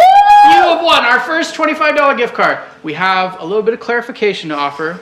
So I, Steve the Dungeon Master, am not one of the people you can vote for. I'm not in the betting pool, as it were, for this. So we had 2 people who did vote for me. So since this is our first time doing it and we're just getting acquainted with this awesome new high roller game, we just put those people over to having voted for Sean, just for the sake of... And in fairness, you did roll the first natural 20. True. I did! In fact, Celine did, that jerky demon. All right, so, Silver Staffy, congratulations. You'll be getting a $25 Amazon gift card. And since we're coming back from intermission in the second half, you get to do the exact same thing again. Pick one of our current 3 champions. Not me. Thank you. I appreciate it. We've got Mackenzie, we've got Logan, we've got Sean, also known as Petra, Baird, and Logie. Pick one of them as your vote. Yuri. I am still Logie. Yeah. Did I call you Logie? You said Petra, Baird, and Logie. Oh. Petra, Bear J. Logie. Bear J. Logie and Yuri Prospero. That's what I get for trying to talk fast and fancy. There's a lot of names. All in right. there. Pick one of them 3, put it in the Twitch chat, and you will be entered if one of them rolls a nat 20 in the next $25 giveaway. Because we're going to do another one at the end of the show tonight. Dude. One more shout out to Ryan, who won twice last week and got $50. Ryan. So, you lucky dog, you. All right. So, Twitch chat's going to get in touch with Evermore Adventurous and Silver Staffy to get things cleared away. But we are going to resume our adventures. Manticore time. All right. So as you are bedding down for the evening at the base of the decaying rise with your new companion, Shanxi, you hear in the distance in the mountains a strange, inhuman sort of roar just echo out into the night. And you see Shanxi sit up tall and sit very still as he listens. And after nothing else happens for a few beats of silence, that is the sound of your quarry friends. Oh. Is that a mating call? No. Oh, good. Good. We should be safe for the night to bed down here. It seems very distant. But in the morning we will travel to the northeast. And he looks thoughtful for a moment. But we will deal with the evils of the morrow on the morrow. For now, we shall rest. And he goes and starts setting up his own little bedroll. Right. Should we take watch, chaps? I think that might be a good idea. Well, that's a good idea, yes. I can take first watch. I'll take second. Sarzi, what are you going to do? You've been awfully quiet this entire time. Why can't you have your owl fly around or do anything? Must be deep in thought. Oh, she's asleep already. She is asleep on Petra's back in her little Nomi backpack position. There you are. Yes. Well, then I'm going to bed down then. And I will use... I'm going to have Boss lay on his side and kind of use his belly, which has all the mechanics and the machinery. It's nice and warm, and it's just a very, very nice pillow to keep my head warm. Cuddle up with his exhaust pipe. Yep. That's his anus. Fair enough. Oh, man. Alrighty. Well, you guys bed down for the evening. Who had first watch? I did. Go ahead and roll perception for me. Okay. It is a 16. 16. As the moonlight begins to pour across the land, it reflects on the ground cover of snow, making it easier to see out into the night. It's one of those bright winter nights. And you can see the outlines of the trees, and all is calm, all is quiet. And your watch passes uneventfully. Oh, I love those nights. whew. All right. Second watch? Petra will second come for in and me. shake Yuri. Yuri, wake up. Wake up. Yes, Mumsy, I would love some oatmeal. That would be lovely. oh, I'm sorry, not Mumsy. Don't My ever turn. call me Mumsy again. It's your watch. And she grabs him onto his feet. All right. Perception? Please. All right. That's not great. That's a 7. Okay. Lucky It's number a 7. beautiful silver-lit night. And you see light, shadows playing across the snow and the trees. Your watch passes uneventfully. Yeah, Yuri spends most of it just kind of staring up at the sky. The facial expression Wow. really got me. Wow. All right. Okay. Third watch. I suppose it's my duty. All right. Come on, boy.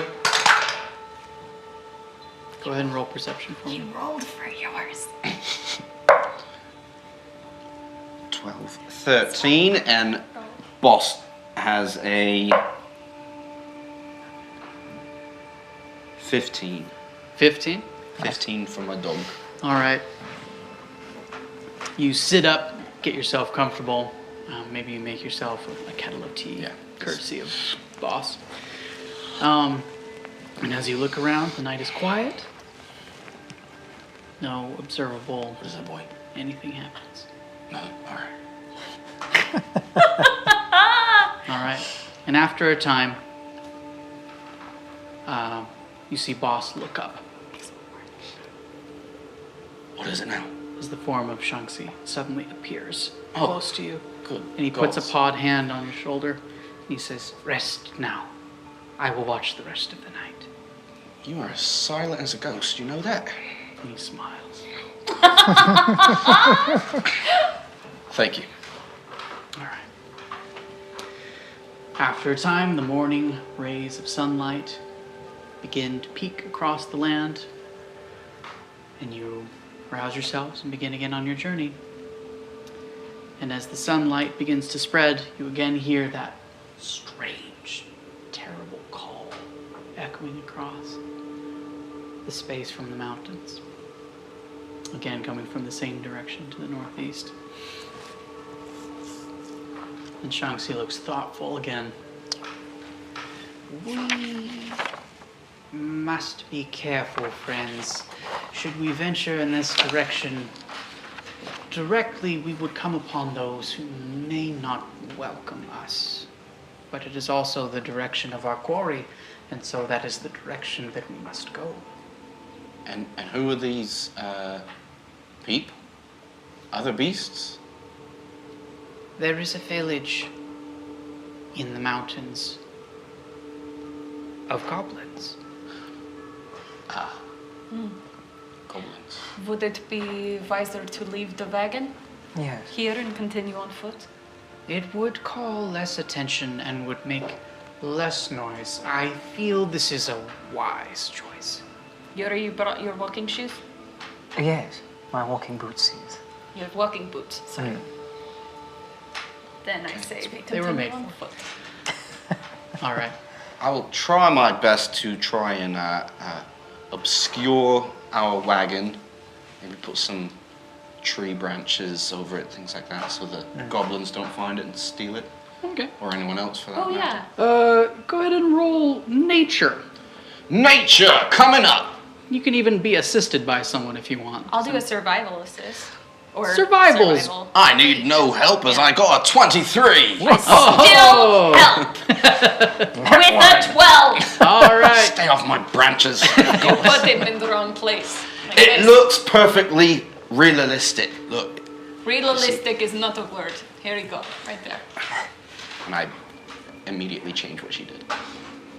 Got a strong vibe of family members decorating a Christmas tree together, and like the one telling them you're Gotta clumping. drape You're it clumping. evenly. You're putting it in Together. clumps. You're putting it in clumps. It's gotta be even. Trees can be in clumps. Little pieces. Is there anywhere nearby we could hobble the horses? Did you say hobble? Yeah, like tie them up and... Oh, okay. Sorry, my brain went somewhere else. Oh, there's absolutely trees you could tie them to. Okay. Yep. So yeah, tie them up with a little manger of food nearby. Aw. Oh, well, you definitely have provisions in your wagon, so you can get them set up comfortably. Yes, it's And Shang-Chi informs you that you're still a reasonable distance from this village. However, that is the direction you're going to be traveling. So he wants to be cautious, but he's not too worried about the horses. Do we have to go through this village to get to the Manticore? Is it impossible to circumvent this entirely? I hope to circumvent the village, what but I does, do not know where the prey would be. I'm sorry, what does circumvent mean? Going around, avoiding. Oh, We don't want to deal with goblins today. I see. Word of the day. Word of the day. Your friend is all right? He has his good days and bad.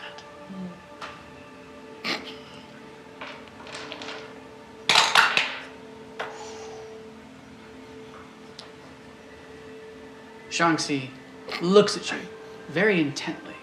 Not unkindly, simply very, very, very intently. And as he looks you over, his eyes rest on your hat. Do you like it? Waits. The eyes on the hat just kind of widen a little bit and then focus right back. But he means well. He does mean well.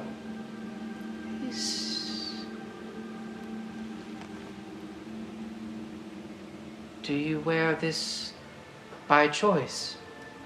Oh, yes. Yes, I came across it on an expedition. Everyone else avoided it, but I thought it looked lovely with my outfit, so I had to adorn myself, you know. You see Shang-Chi's feline features pull back and reveal some teeth and a little bit of distaste as it looks at the hat. And with this face, he says, It's very handsome. Oh, yes. Well, I'm glad I was able to circumvent your concerns. Oh, so close. and he turns.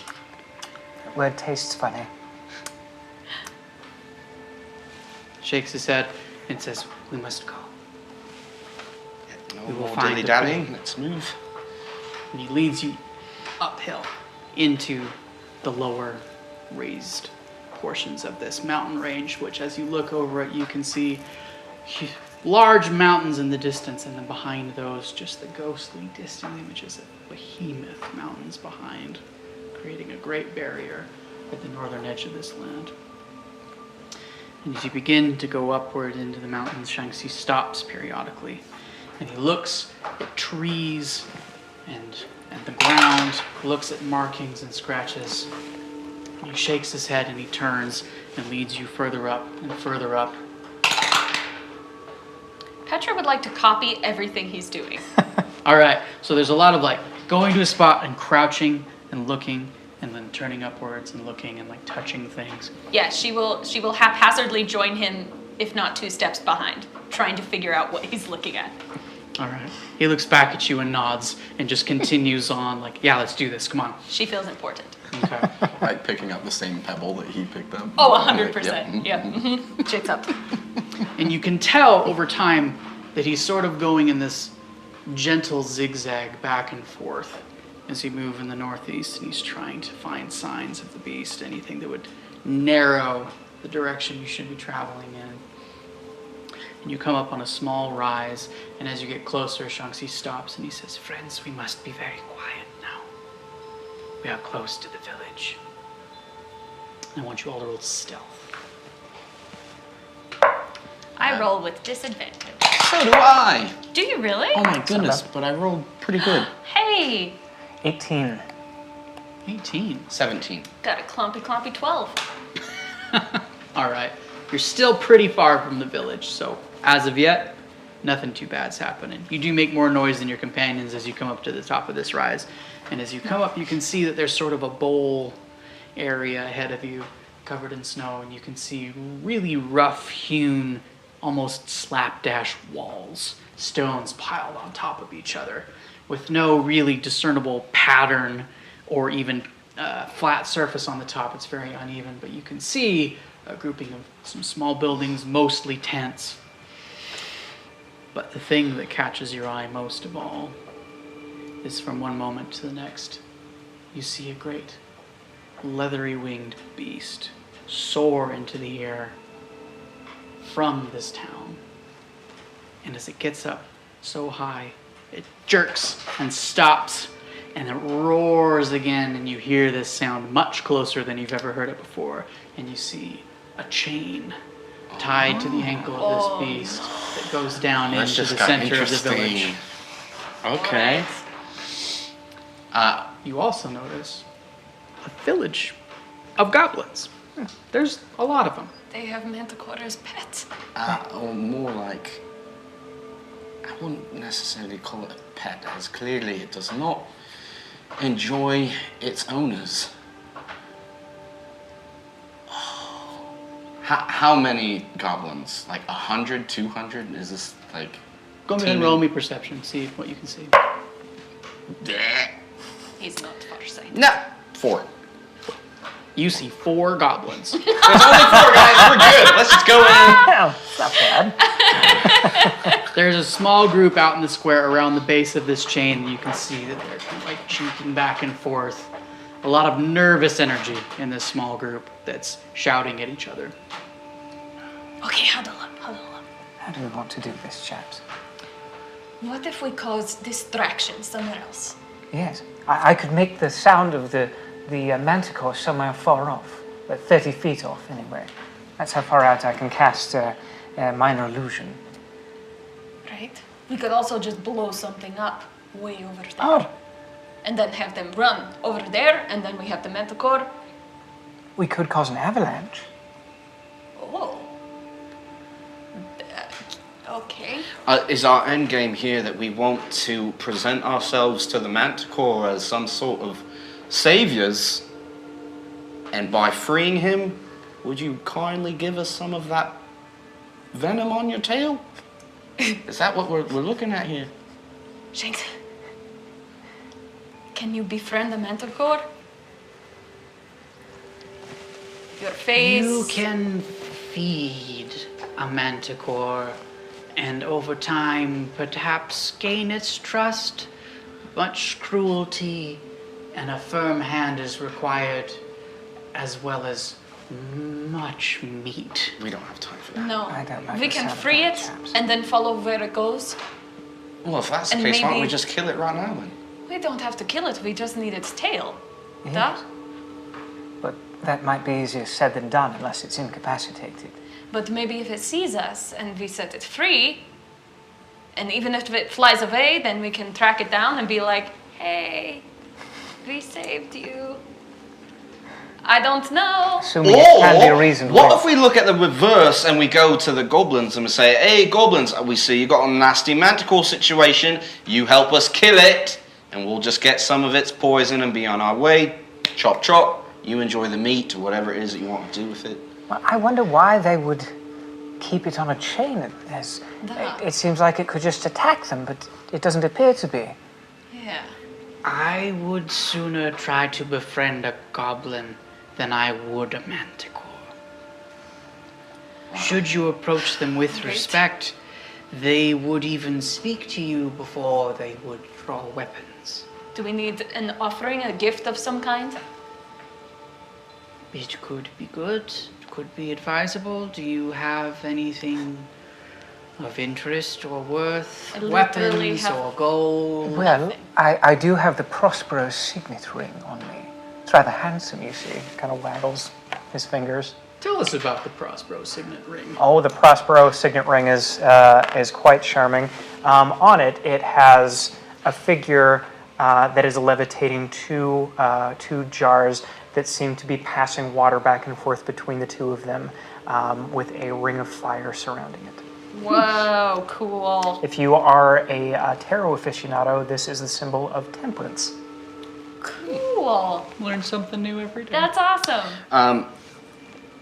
Can I roll to see what I have picked up and learned about goblins over my... Sure. Roll me nature. I don't think they're incredibly uncommon. They're not. Nature, 16. 16. All right. That's pretty good. It's a pretty good roll.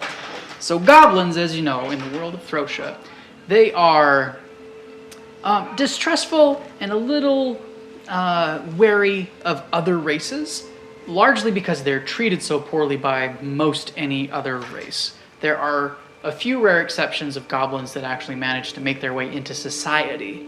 It's really rare for a village of goblins to have what you would call strong relations with the rest of the civilized peoples of Throssia.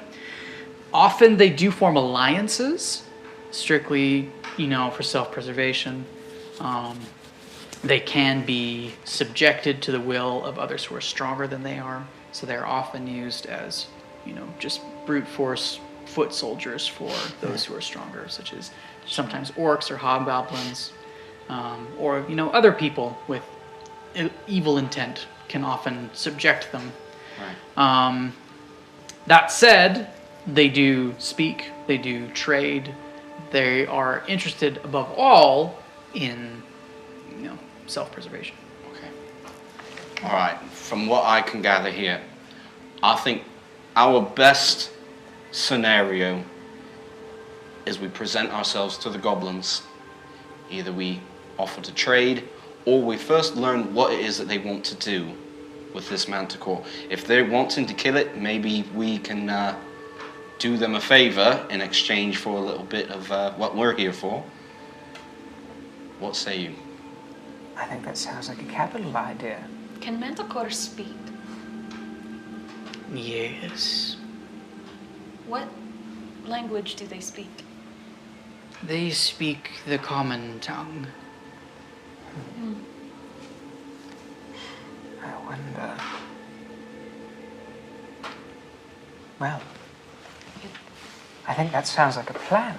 If you attempt to negotiate with the goblins for the manticore, I would advise you to not say anything in front of the beast you would not want it to know, for it will understand. Of course.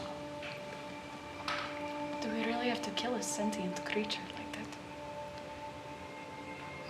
Unless you can find a way for him to give us poison willingly. We will figure it out once we are with the manticore. What are we giving the goblins? Well, We're giving them boss? Oh, that's highly unnecessary, I believe. Boss. Take no offense. I was thinking more. I loved the rise I got out of you. Thank you. I have alchemist supplies. Perhaps I could concoct them something. I know that they could be mischievous and curious creatures. Maybe there's something I can make. I have my dragon chest set. Perhaps we could parlay with that. You have any more gold? Does anybody have gold? Not at the moment. Oh, because you gave me the gold recall. and then I gave after I killed I've the got bird. 5 gold pieces. Crushing it. 5. Let's do this. And I haven't had time to write to Mumsy and Dadsy about a bit more of an allowance. All right. Here we go. So Shanxi says, we approach directly then. Yes. I think so. And All right.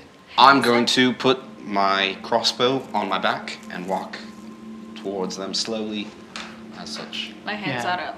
Before you make your way down the rise, you see Shanxi stop and simply observe the goblin city for a few moments. And as he holds perfectly still again, he becomes intensely difficult to see in this robe that he wears. But then he suddenly stands up tall and pulls back his hood, showing more of his fur than you've seen, and his ears sticking up.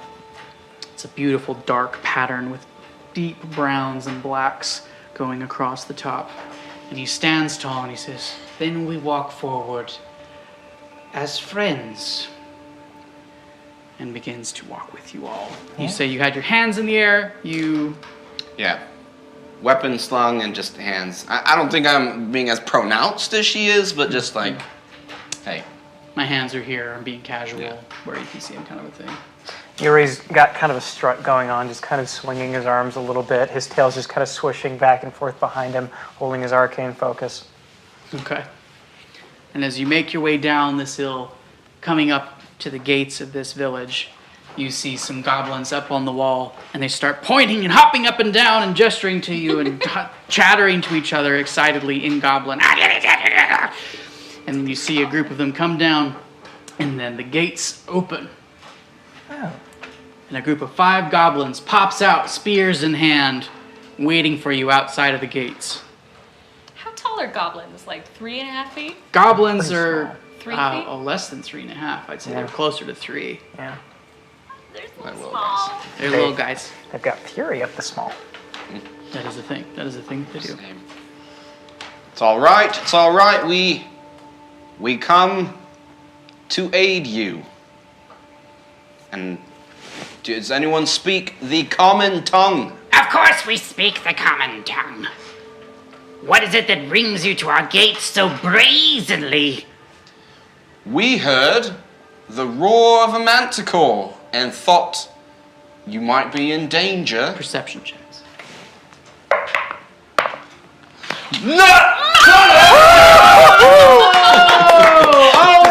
We're gonna pause there because if you were lucky enough to select Logan/Baird J. Logie in this half, you are automatically entered in our drawing for the next $25 Amazon gift card. Our folks handling Twitch chat are gonna look into that, and at the end of the episode, we will announce our winner of that gift card. You're welcome. Cool. Okay, let's move back along. So, Nat 20. Yep. Back in the narrative. Yeah, total of 21 though. Okay, and then you had 23. 6. Oh. All right. You're just, you love meeting new people. Yeah. You see some shifty eyes as soon as you say the word manticore. There's strong feelings there. You didn't do a very good job hiding it. It's flying up and getting caught on that chain. You are doing a great job. We want to make a deal with you. Oh, you see our terrible beast that we captured and you want it for yourselves. Nope. No. No. Well, if you... No? Well, I mean, if it's on the market, we could perhaps talk about a trade. But first, I would love to know how you captured such a beast. Must be quite a thrilling tale.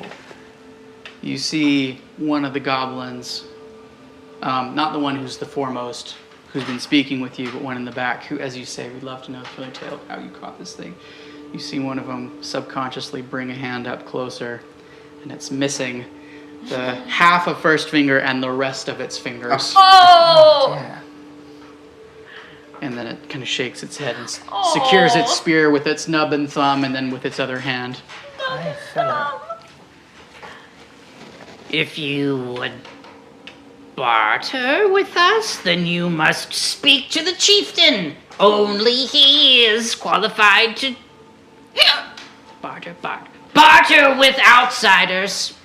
Bring us to the chieftain. You bring things to trade, things to barter with. Yes, of course. Yes. Otherwise, we wouldn't have brought it up. What do you bring to our That village? is for the chieftain's eyes only. And they start chattering in goblin to each other. And they circle up, and they call forth a couple more guards, and they say, Follow us in! and they escort you through the gates into this village. You see tents strewn across. You see small goblin families. You see children wrestling ferociously outside of their tents, biting each other, gnawing on each other's ears as a mother sits and looks on in a rocking chair holding a tiny goblin baby. Oh, I'm glad we didn't go with the avalanche. Baby Yoda. And goblins going about their business, arguing over different things, comparing their spears, talking about whose is the straightest, who can throw theirs the furthest to different things. Some of it is in common, some of it you don't understand because it's in do any of you speak goblin? Gobbledygook? No. No. No. Okay. Yeah. So some of it you pick up, some of it you don't. Some of it's very much in goblin. But as you come deeper into town, you can see that there's a goblin who has a number of rocks tied on strings, dangling all over it in very, profusity is the only word I can think of. There's just a lot of string and a lot of little rocks dangling, looped over and under the arm and around the neck, from the ear down around the other arm, and looped tight around the arm, and from the belly button to a piercing down the leg. He's got a lot of these strings and pebbles. I can work with this. I can work with this. Yuri is going to at once drop to a knee and bow very low. All right. This goblin's ears kind of flare up a little bit in surprise as you show this symbol of real respect. It's not hard to guess he doesn't get that very often. So he steps forward and sees you and simply appraises for a few moments. I am Bug, Hello, Bug? Bug. chieftain of this village. What brings you inside our gates? Bug. At this point, Yuri kind of like looks up at him and gives him this winning smile. I do understand that you are an expert trader and an expert in terms of commerce and animal handling and protecting your wonderful village. Go ahead and do persuasion. That is a 15. All right. His cheeks flush a little bit. Oh, well. Yes, I am a gifted tradesman. Yes, And don't think you can offer me anything that's a bad trade, because I'll see it. I can see that from a mile away. You are a shrewd fellow, of course. Now, I do wonder, as we approached, we did detect the unmistakable sound of what seemed to be a great and powerful beast. And I understand that you and your villagers captured it. Perception checks, again, all around. That is Natural 1. Okay. 12. 12? 13. 13. All right. Yuri, you see, it's difficult to really quantify or put a finger on, but there's something that passes over his eyes as you speak of this beast. Yes, our great hunting beast that we've captured and trained to hunt for us. Interesting. So it protects the village and does your hunting for you. Mm-hmm. Yes. Is he being straight with me? Roll insight. Okay. Not great. That's a 6. Yeah, you don't talk to a lot of goblins. It's hard to say. Okay. Well, that's capital. It seems like a very wise idea to have such a strong beast to protect such a strong village. We wondered if we might acquire a bit of its venom. Everyone here who's acquired the venom is dead. Oh, not in the most direct means, of course. Not of course by being stuck in an offensive capacity. I wonder if we might extract some of it. And as he's saying this, I'm going to slowly open my jacket, removing a vial, just collecting some in one of these. And you see him look deeply confused for a minute as he looks back and forth to you guys, and then a shorter goblin at his side starts whispering in his ear, and he leans in and listens, and you see the shorter goblin. Moo. Yes, exactly. We want to milk it.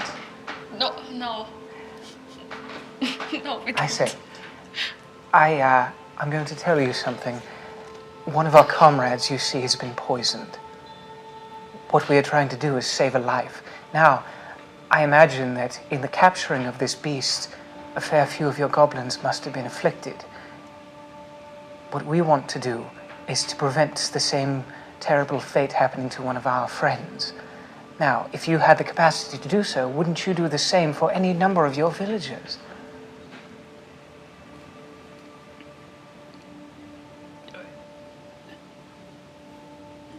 you can see there's like a grinding of gears, and he nods as you say this.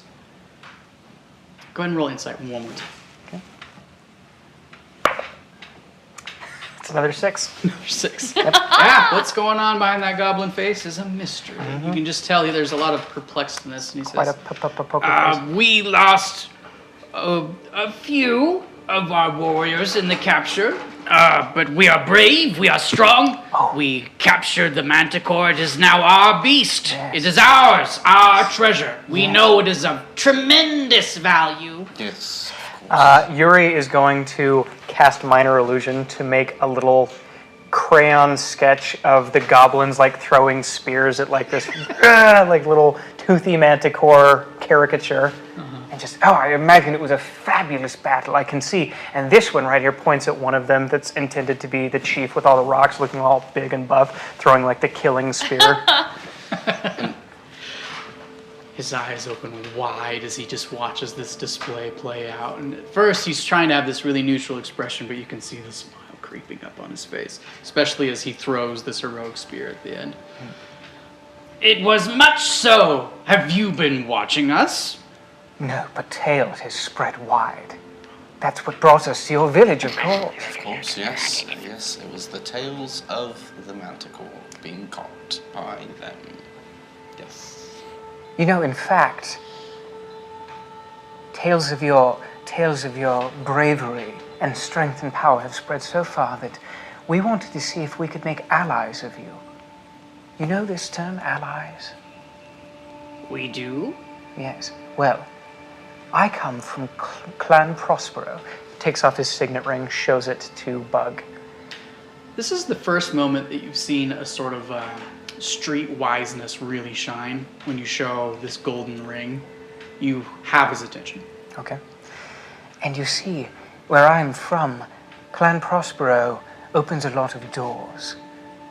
If you needed help, if you needed money, if you needed any sort of assistance protecting your village, we could do business. We have had allies in the past. It is difficult to know if we could trust your word. Might I just sweeten the pot then? Look, you're a chief.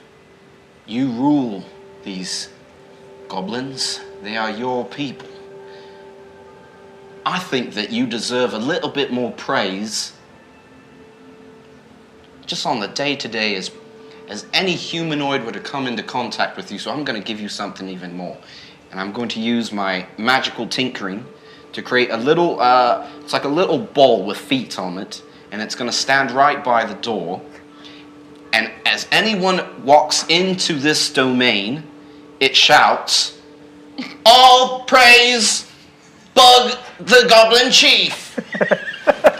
It is allowed to record up to a 6-second long recorded message. Okay, I was going to say, you can do this, correct? Yes. It sounds like you can. This is, imbue a tiny non-magical object with a magical property of your choice. A message of a 6-second recording. All right. That's incredible. So, you very much have seen him having this whole, folded arm facade, trying to appear very in control, very defensive, trying to appear very, there's a word I'm trying to think of. Astute is the best I can think of at the moment. That's all right. Shrewd. He's trying to come across as very shrewd. His facade begins to crumble as you offer him this little... And it marches over to him. And he picks it up and his eyes are wide. And he holds a fist in the air. And he shimmies with his body. And it makes all these rocks kind of shuffle and click around together. You get the vibe this is a move he does often when he's really feeling it. He shimmies and shakes his rocks and he says, "Ha ha ha! This is a mighty gift." And he waves his hand in front of it and it says the line again. "All hail, Bug, Chief of the Goblins." There is one last thing we can offer you, if you are not convinced already. This last one we would need your help with, but you have seen many goblins fall to this poison from the manticore. what if we brought you back some antidote to save some of your friends? They're all dead. Okay, offer retracted. No, keep going. Yeah, that's good. Thank you. And he starts stroking this thing from the top. Sorry, that was a sore spot. Not interested at all. I love it. Good intention. And he turns back to you. And how would you assure this alliance? How do we call on this clan Prospero? Oh, well, you see, you take this signet ring, and you would write a letter and seal it with some sealing wax with your request. Use the ring to seal it, and then send a bird out towards my hometown in the south, and you will receive the help that you require. He looks and conferences again in Goblin with one of his companions.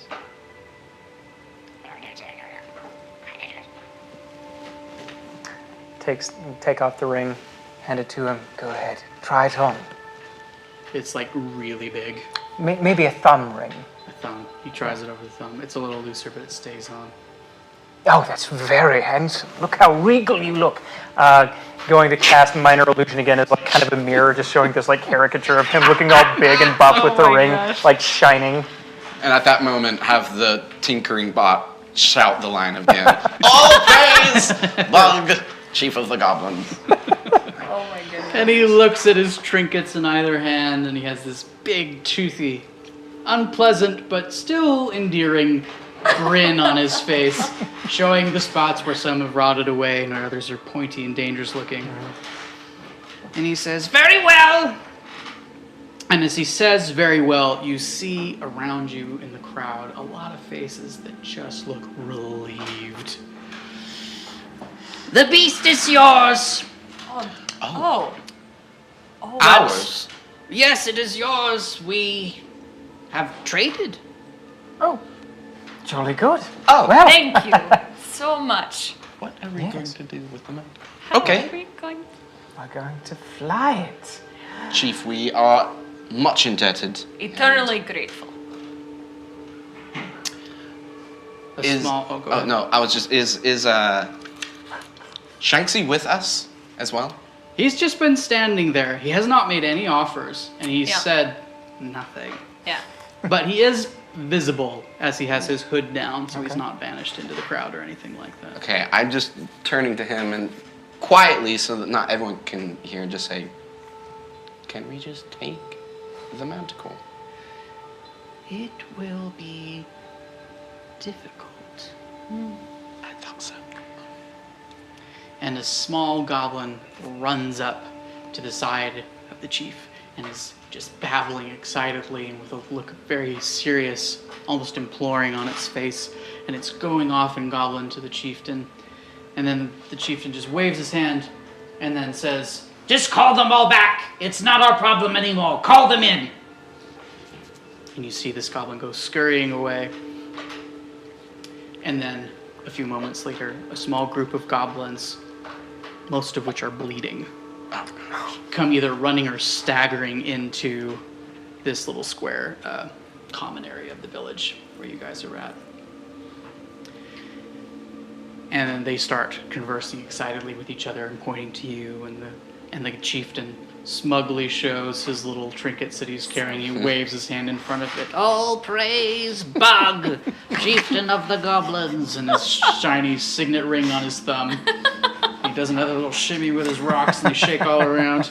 That's awesome. They look pretty impressed. But then He says, our guard has vacated the area. The beast is yours to take. All right. You Well, have jolly good. keys to the chain. No? Keys. Or is it just a stake Just pounded break into the it. ground? Yeah, we'll figure it out. And then in the distance you hear a rustling of metal and a bestial roar I run. Right. tear through the sky. Oh, dear. Okay, let's go I deal run. with Well, our thanks again. manticore. Cheers, mates. Okay.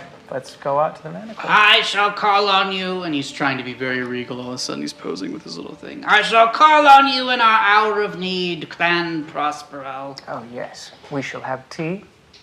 It shall not fail. And as you run towards the sound, Shang-Chi running with you, you see, moving through these tents, getting into a different area outside of the wall, or I should say past a wall, still enclosed inside the village itself. There's a wide area in which there is a terrible beast, far larger than a lion, but with a lion's body, large leathery wings, a terrible tail with many, many spines, whipping back and forth. And the spines seem to be growing out of the mane as well. And then the thing that's the most unsettling is absolutely the face, which is almost human in appearance, but the proportions are just wrong. The jaw is far too wide. The mouth is far too large. And then as it roars, you see rows of sharp teeth inside of its mouth. And it's roaring in bestial fury, and then it zooms skyward again, testing this chain. No guards here to try and pull it down or otherwise distract it. And it tugs. And it tugs. I'd like to see what the integrity of the chain is. You would have an eye for this sort of thing, being a tinkerer. Go ahead and roll me perception. I'm going to give you advantage. Sure. Nice. 15 or an 11, so 16 total. 16 total. This chain is staked into the ground, and there is a grouping of hammers around the base, and you immediately realize they've just been hammering the stake down periodically to try and make sure Just keep it in. that it stays. Okay. However, there's no one here, and it is tugging and testing this chain. Great terrible clinks as it roars. It hasn't seemed to notice you yet. Okay. I'm gonna cast Shield of Faith on myself. That's a good idea. Yuri's going to walk slowly up to the stake, and about 30 feet away, not in any direction of any of the tents or anything, so like just over somewhere where it's not going to affect anything around. He's going to cast Minor Illusion to make it look like there's a little sheep caught in a thicket. Okay. I don't think it's going to roll. I think it's just going to, as it's tugging and moving around. You can make it make sound. Is that correct? Mm-hmm. Yeah. Minor illusion? So there's some bleeding. Okay.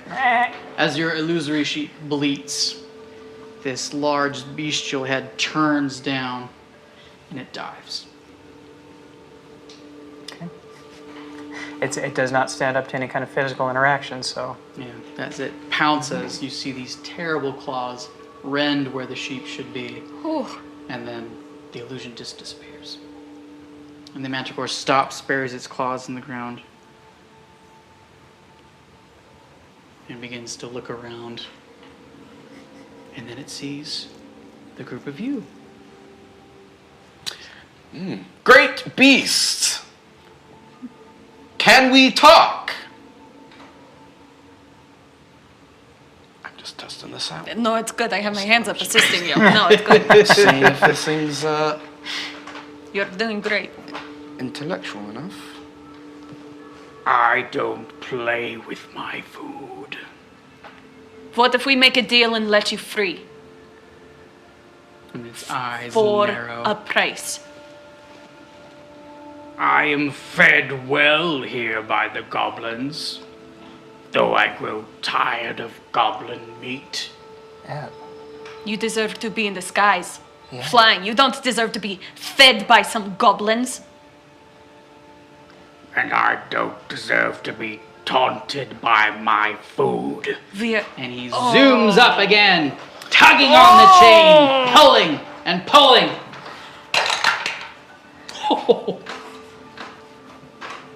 Okay, this feels like a DM bullying moment, but it is a nat 20. Oh, God.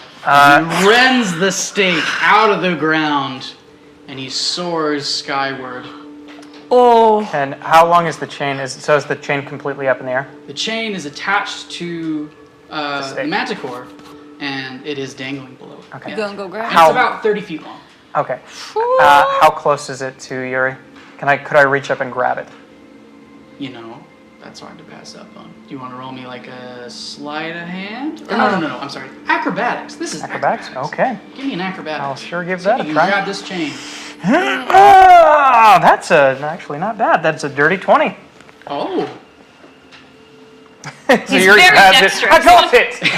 Acting on impulse, you latch onto this chain, and from one moment to the next, Yuri, no! you're lifted skyward. Oh yeah, you're going up with it. All right, and he Vel- begins to fly past the border of the goblin town, further up into the mountains, but then he feels this dragging weight, and it looks down, and it circles not too far outside of the village, and it begins to come down on a mountainside just past the village walls. Okay, so I'm booking it after him. 'Cause We run. Yuri is, as this is all happening, just like spinning around in the air. I think we got off on the wrong foot. Sorry about that before. I just wanted to get your attention.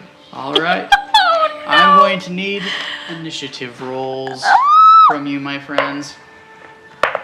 Oh, sorry. Just a moment as I get my... That's a nat 20, baby. Oh! Not that it does me a whole lot of good right here, but that still feels good. Hey, first in the order is always nice. Yeah. All right, one moment. Oh, and then we need a change of mood, friends. Ooh. Do we not? We most certainly do. Yeah, I'm so glad you caught onto that chain. All right. I pictured you like acrobatics it, like grabbing on and then just like swinging up on top of it. That would be pretty cool. All Did right. I do? Yuri had a 20. Baird. 15. 15 for Baird. And Petra. 4. 4. And then our friend. Alrighty. Okay. All right. Well, Yuri, you're at the top of the initiative order. Oh, we need minis. Yeah. Our terrible Beautiful. friend. Who painted that? That's beautiful. Yeah, they must be very talented. Oh, wow. Oh, the face is disconcerting. Oh, that tail. All right, as he that's comes a down, nasty Yuri, Yeah. the chain, he intentionally drags it through a tree. And so you land in the branches behind the beast. But you are first in the initiative order. All right.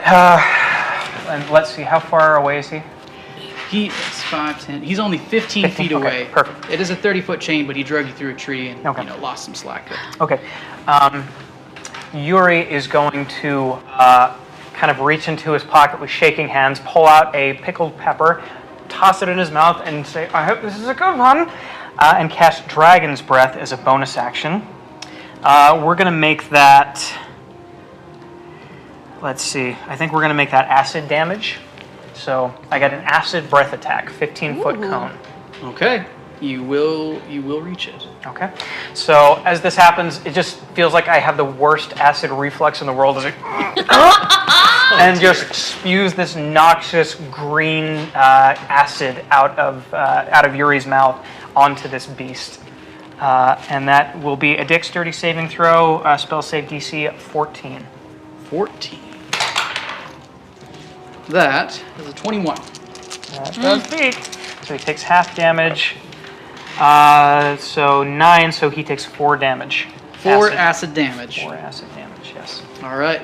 You shove a pepper in your mouth and you belch out acid towards this beast. And then, let's see here.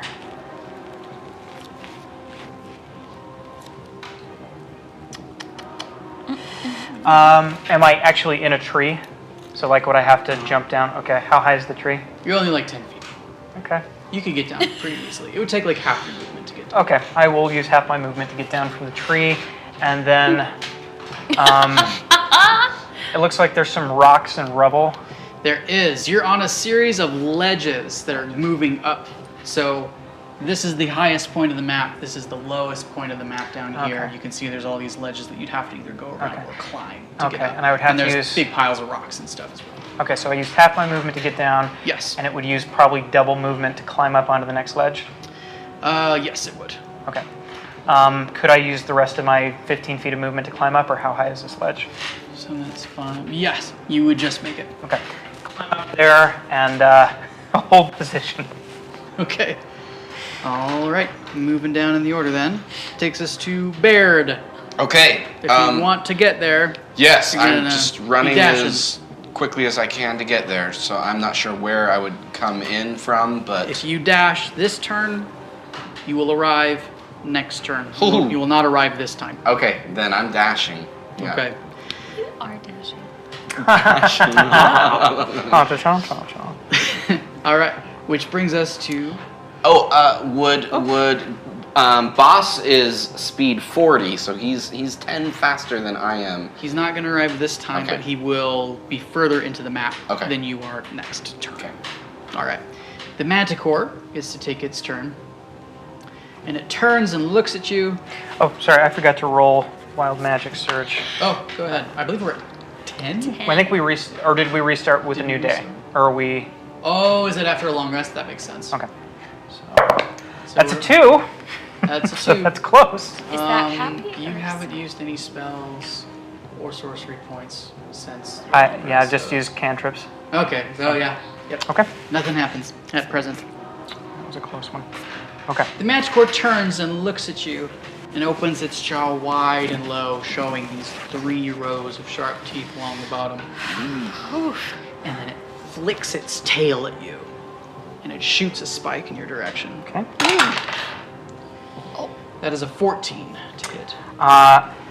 As this spike comes towards me, and Yuri kind of cringes away, this wave of magic just kind of bursts from his chest as shield is inadvertently cast, and he just kind of like checks himself and like, oh, my magic has saved me again, greatest wizard in Throssia, don't you know?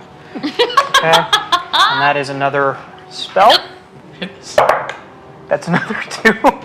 Which is now the triggers. DC. All right, so go ahead and roll your D100. Oh, this boy. could be tremendously Oh. beneficial as you're facing a Manticore alone, or it Yeah, could be nobody terrible. else is here. Very, Yeah. very bad. Fireball! Oh god. Oh, I do have resistance to fire, so that is an 86. An 86. Wild Magic Surge. I need just a sec. Oh, Plant. please no. That's happened twice to me Plant. before. Then what? The Manticore would like I'll go calm for down. teleport. I'll go for the crazy magic missiles that you did that last time. was Beard pretty of cool. feathers. What else is there on that table? Just a billowing 86? cloak. 86. Okay, Turn it into a sheep.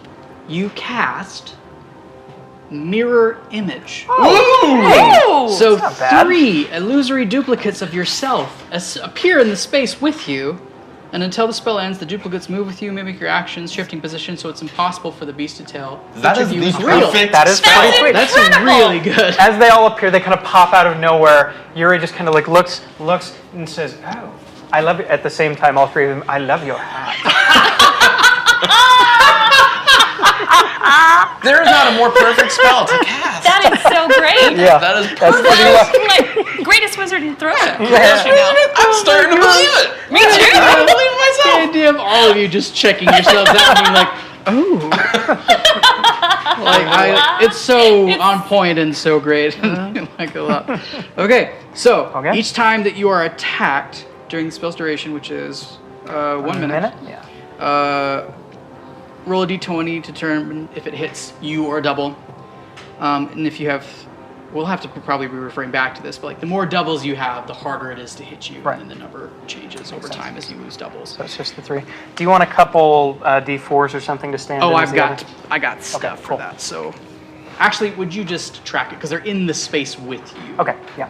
So you currently have 3 doubles. Okay. If you wouldn't mind tracking them. Okay. So the beast is going to fling another tail spike at you as Okay. it sees a group of you all of a sudden. It looks a bit confused. Okay, so that is a 23 to hit. That would definitely But hit. now I need to roll. You roll a d20 to see if it hits you or a duplicate. Okay. That's a 19. So it absolutely hits a duplicate. Okay. And it bursts because it's AC, I believe. What's your dex mod? Dex mod is +2. Okay, so their DC is, or AC is 12. Okay. So yes, it poofs one immediately, and then it flings its third and final tail spike. Okay. And that is a... He gets 3. That is a 17 to hit. Does hit. Okay, roll a d20. That's a nat 1. Nat 1. Yep. Okay, so that one hits you. Oh no! All right. So Let's see what damage in that case, No, that was. Oh, tail spike. We need. I'm so worried about you. That is 11 points of piercing damage. Oh boy. And poison? I need you to roll a con save for me. Okay. And it's going to be poison. See. Okay.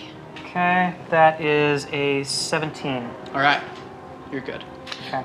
And do I need to roll concentration because I took damage? For Dragon's Breath? It's not a concentration spell, Okay. Oh, that's right. which is pretty Yeah. awesome for this sort of spell. Yeah. So that moves us down the initiative order. Petra, booking it. Booking it, but I do have a question about those tail spikes. Yes. They contain the venom, right? So if mist spikes, could we just go gather that up? I'm sure it's not enough. It's an idea. It's an idea. Cool. So there's currently one spike that's just like lodged in the Yuri. ground because it missed and hit Yeah, his spell duplicate. deflected one. One went through a duplicate and then is in the ground, and one hit him. One hit him. So I currently have it in my spleen. Excellent. Just hold on to that. All right. No, but Petra will shout that to the group as like a theory. If you want to collect them on your turn, if there's one there, Yeah. oh, don't touch them. That's a good idea. Don't worry. We'll figure it out. Petra's gonna dash. Yeah. All right, so you dash as well on your turn, taking us back to the top of the initiative order with Yuri. Okay. Yuri is going to. Can I do a bonus action really fast? Probably. Wait, did you dash as your bonus action? Because when you say you're booking it, that's what I'm Dash assuming. would be an action. That's using That's action. using all of your actions, right? Yeah, dash Yeah? action. Yeah. Okay, then right as she appears at the clearing, she's gonna cast Spectral Weapon as a bonus action. The spiritual weapon? Yeah, that one. Okay. That's the baby. Okay, so That's you have a your baby. spiritual weapon hanging out with you as you're booking it. It appears next to you. Right as it appears, Traveling at she speed. like gets ready. Yeah. All right. All right, cool. So you have your spiritual weapon. We'll have that marked when you arrive on the board. Thank you. Taking us back to you, Yuri. Okay. Yuri is going to tap into his meta magic at this point and cast Quicken Spell. So I can cast one of my spells that is normally an action as a bonus action. Okay. With action, I'm going to do the Dragon's Breath attack. It needs to make a DC 14 dexterity save. It's a 7. 7 fails, so he takes, that's really low damage. That's a whole 5 damage. Acid. 5 acid damage. Yes. And then Arcane Focus is going to swirl around, pulling the entropy out of the air as he casts Chaos Bolt. Oh. So pretty cool. So that is, hold on, 2d8s. So, where's my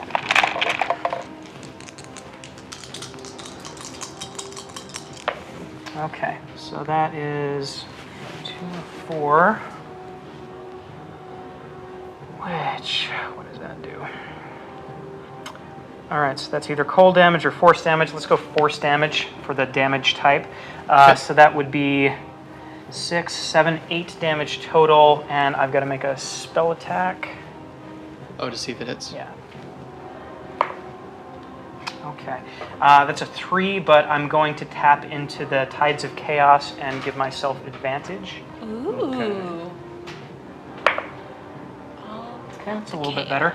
That is a 15 to hit. That does connect. Okay. Nice. So he takes 8 force damage as this beam of pure force just slams into him.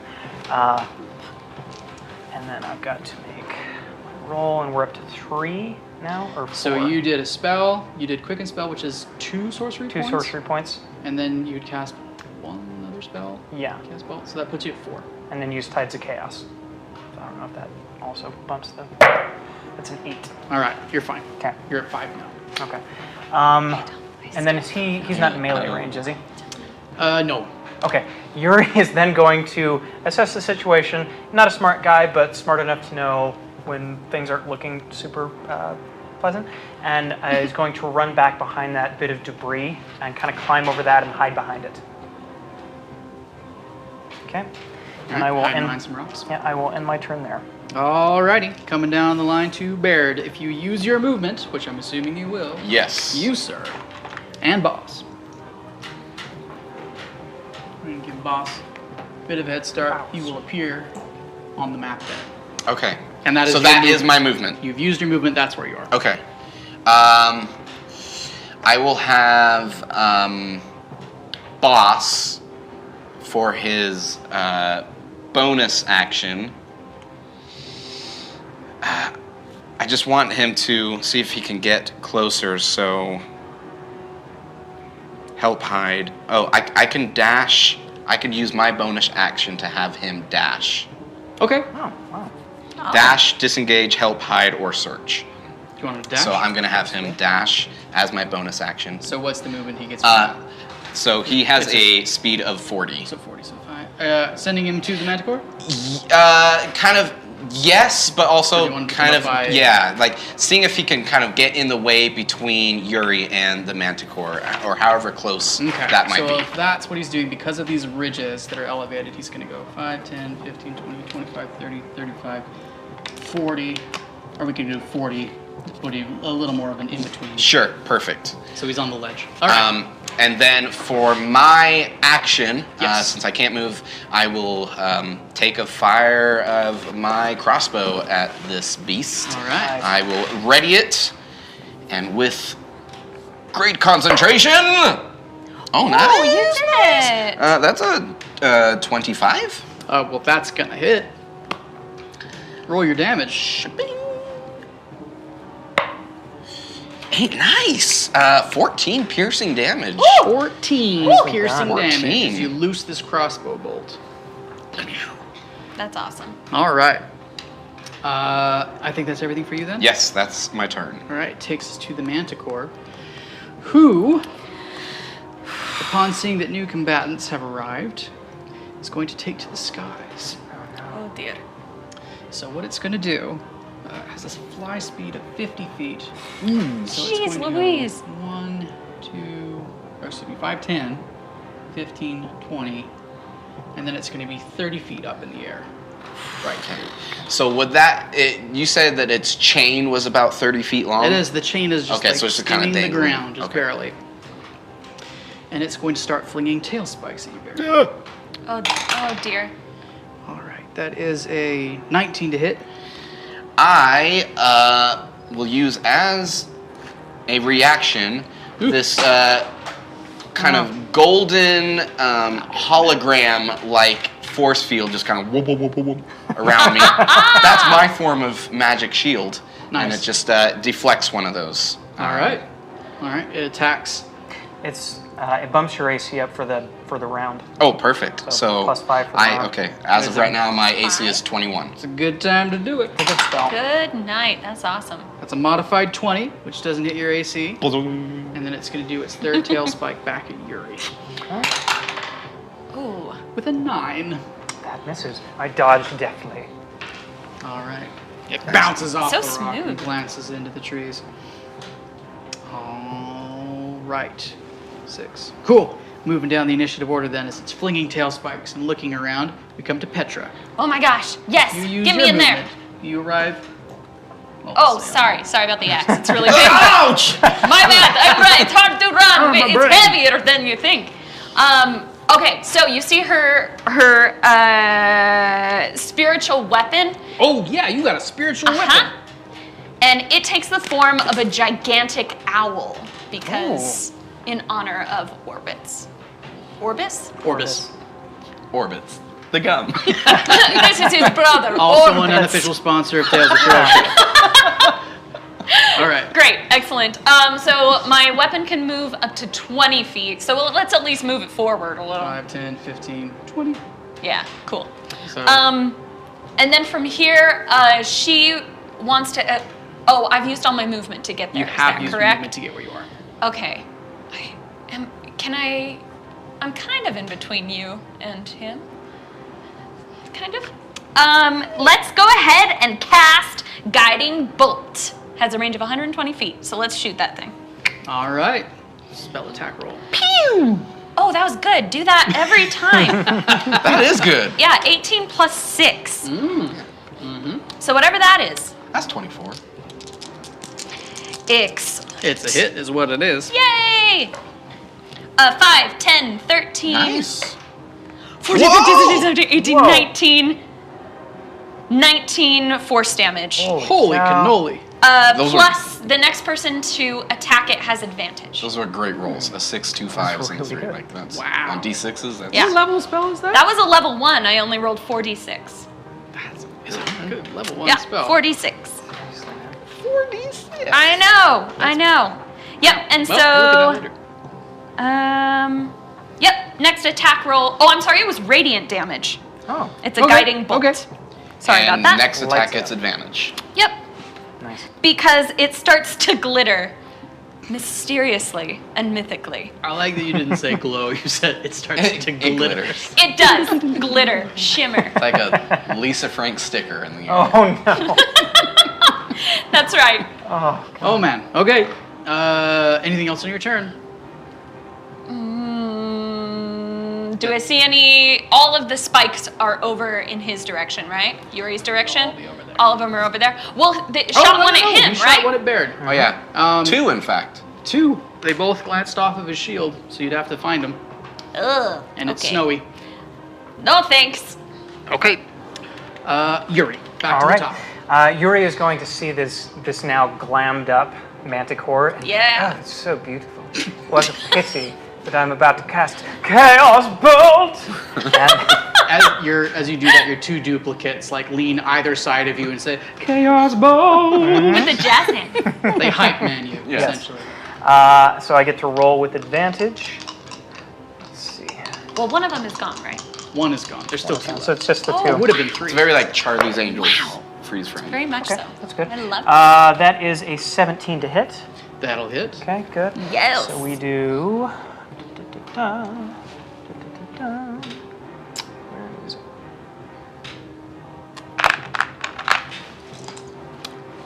Are you attacking it? Yes. Did you get advantage? Yes. That's how I got a 17.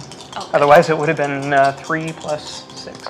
Yay! Okay, so You did it. that's actually I did very, it. very good. All right, so that's a 6 Glitter and a filter 5, did its job. Thanks. which so a 6 or a 5, poison or lightning. We're gonna go lightning damage this time. Okay. That is 12 plus 5 for a 17. So 17 lightning damage. Wow! As this bolt just cracks through the air and just snaps right into its spine. Lights up the air around it. Everybody smells ozone for a minute. It's pretty cool. Very flashy. It begins to fall towards the ground as Okay. you like rack it with electricity. Yes! We're up to a 5. We are up to a 5. Okay. Did you use any sorcery points? Not on that one. No. Okay. It's a 19. Okay. So you're at 6. Okay. And then it's definitely not within range for the dragon's breath. Nope. Okay. Why not? As a bonus action, Yuri is going to kind of look down at the boss and say, "Oh, hello, boy. Would you like another pepper?" And feed him a pepper and cast dragon's breath once more. We'll say this is also acid damage. Okay, and I get, Cool. 15-foot cone of a breath weapon. and it lasts for a minute? Mm-hmm. Okay. So dropping concentration on myself, giving concentration to boss. Okay. Oh, so you no longer have it, but boss does. Okay. All right, Oh, then cool. since that's another bonus action spell, that's going to be it's that one. Alrighty, roll a d100 for me. Lisa Frank. Oh boy! Did you just say Lisa Frank? Lisa. All right, my that is a 94. 94? What does that mean? I don't know. That sounds powerful though. That's like high up on the list. It's pretty random. He Oh, suddenly is it? has It's not like the minty worst gum. stuff to the cool Yeah, stuff. it's not bad to awesome. Oh, okay. it's So all over. man. It's all over. This could be potted plant. Turn him into a pastry. Is that on the? You, Yuri Prospero, no. with a 94, your size increases. One category for the next minute. So Yuri! 3 really big Yuris And Boss is just like, And Yuri just like slowly tips his hat. It's like, oh, you all look like ants.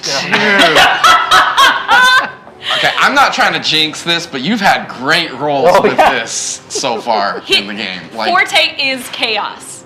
So if you're larger, Wow. I believe you do an extra Harder to 1d4 miss? to like melee stuff, Yeah. physical stuff. Yeah. But you're it does you're something slinging to spells. strength. All right. Easier Does to it miss? double his strength? No, Oh, it no, doesn't it's double not. the No, strength. okay. I am A not. large spell would be way more Wow. if it did that, but Wow. that's quite the You thing. could probably reach him while he's flying, though. So yeah, you're like, you actually are this. It's rough to say you're the same size as the beast, but you're a lot closer to being the same size Cool. as the Manticore at this point. If anyone in chat has any fun jokes about this, please let me know because I would love to hear them.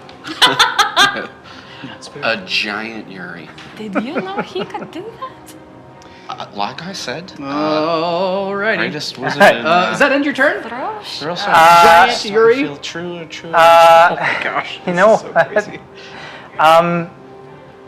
Let's see, because I really want to utilize this. Yuri is going to, with kind of like giving a look to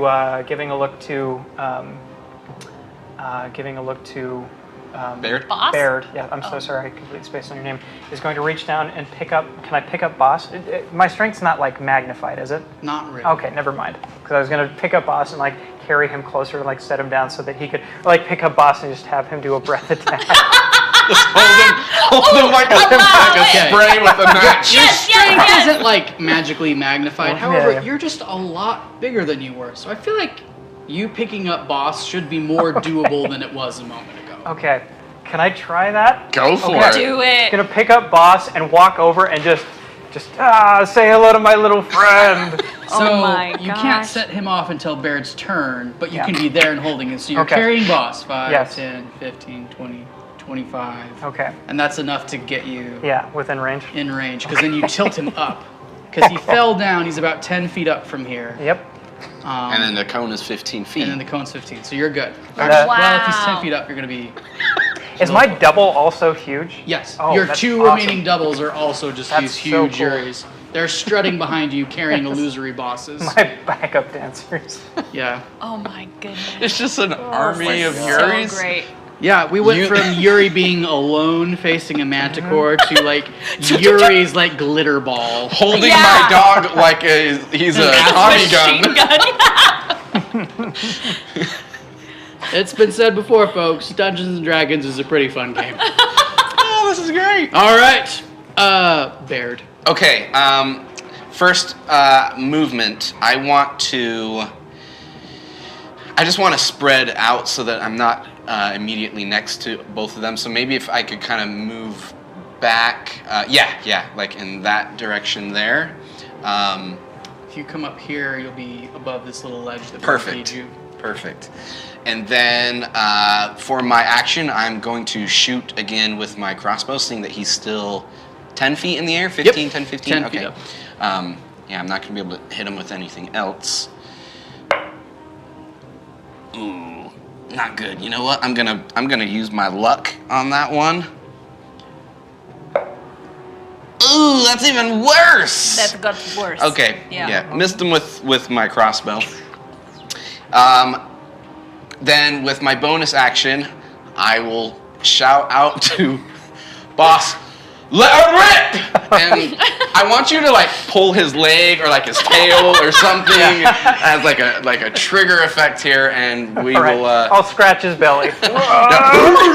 And acid. Bates boys. Acid spray. Acid. That's what you said. Acid. Yep, acid. So Oh, it's so that's three- you roll a Yeah, 3d6. dexterity.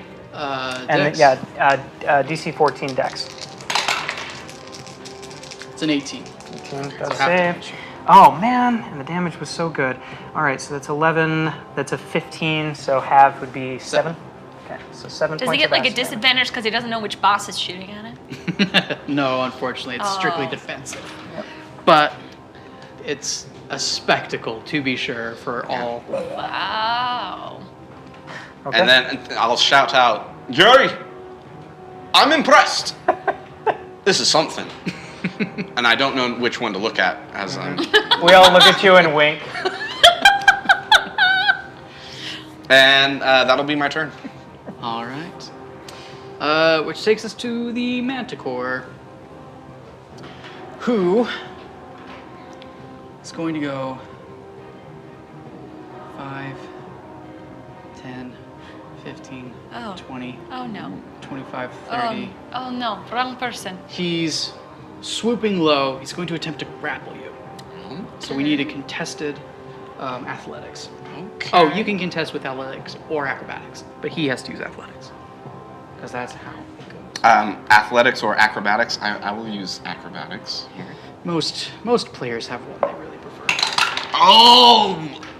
I'm gonna use my. Wait, can I use? I think I can use luck for this. This will be my final luck. Yeah, but you can use it for that's a That's 4. work. So. Yeah. Okay. 13. 13 equal to 14. Shucks. Oh no. So he swoops down and picks you up in his clawed hands. Oh dear. And you rise again.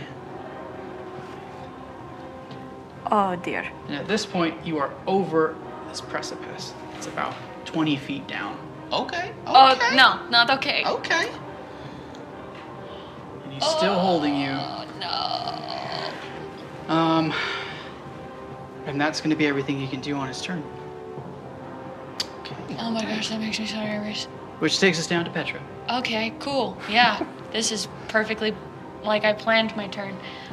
Let's move my weapon closer, 20 feet. 5, 10, 15, 20. And then it can attack anything within 5 feet of it. Can it barely reach? No. What good are you? Oh! Okay. And then obviously she is going to run over to the Manticore. 5, 10, 15, 20, 25. So it's roughly level with you, but it's past the edge. But you can still reach it, because it's only just past the ledge. Okay, you know that if you get dropped into the precipice, you just grab onto the chain. You gonna be okay? Don't worry, my friend. I have a plan. Yuri has a plan, so everything's gonna Somebody be do fine. something! Oh dear. Okay. Jane, All right. get me off this crazy thing. All right. I can do nothing to catch you, so I'm just gonna hit it again. This time she's gonna kneel down and like point her axe, like the tip of it right at the beast, and she's gonna like conduct lightning through herself and just shoot it at the beast. Getting strong Uncle Iroh vibes, and I love it. 20, not natural. All right, that totally hits. What's the damage? Nice. 5d6. 8, 10, 11, 12, 13, 14, 15. Only 15 this time. Only 15 damage. 15, but the next person to attack it also has advantage. Sweet. Because that glitter filter totally appears. Hey, Petra, But. finish it. What? Oh no! I don't want to think It's it! okay, I have a plan! You have a plan? Because he's totally gonna die! Yes, Okay. I have a plan. Okay, yeah, so she will channel that lightning right through him. But we need the tail! Why is he over a precipice? It's all right. I have a plan. You can't I think the say chain will that. come into effect somehow. Just So you tell wait. us about this spell So and what it as does. it gets thoroughly electrocuted, you can see all these electric pulses going through its wings, and you just see all the wings slump as all the muscles relax, and it just starts falling as if in slow motion. As this happens, as a reaction, Yuri is going to spin around all three and then point and then do this little motion with his hands and cast Featherfall.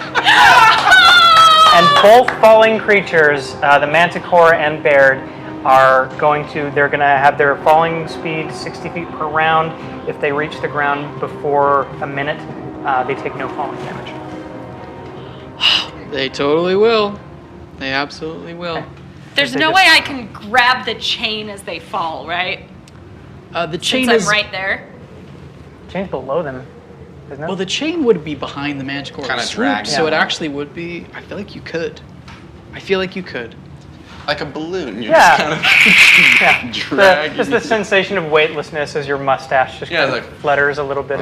Oh, it's making me nauseous. She's at least gonna try. All right.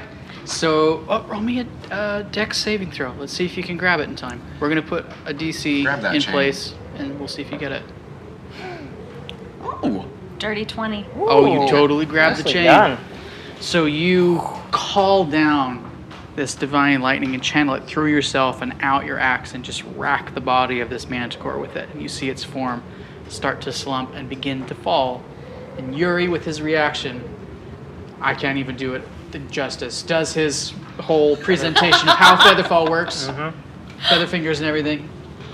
And they begin to fall more slowly, and you secure the chain, and as they're slowly falling, you can just reel them back in. Can I slam my axe in the chain instead? Yes. So it's like grounded. Cool. Yeah, so they just slowly fall and then dangle from the chain just next to the side of the cliff. Yep. Nice.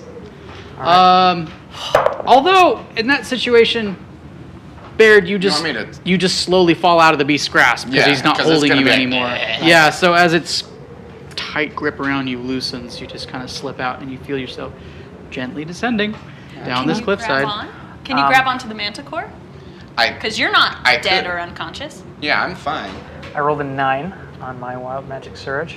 What was our DC at? We're at 3 right now. Pretty sure, because you just recently became huge. Yeah. Oh, and that reset it? Or yeah, anytime that you trigger, it goes back to 1. Okay, cool. So I'm safe. Yeah. So cool.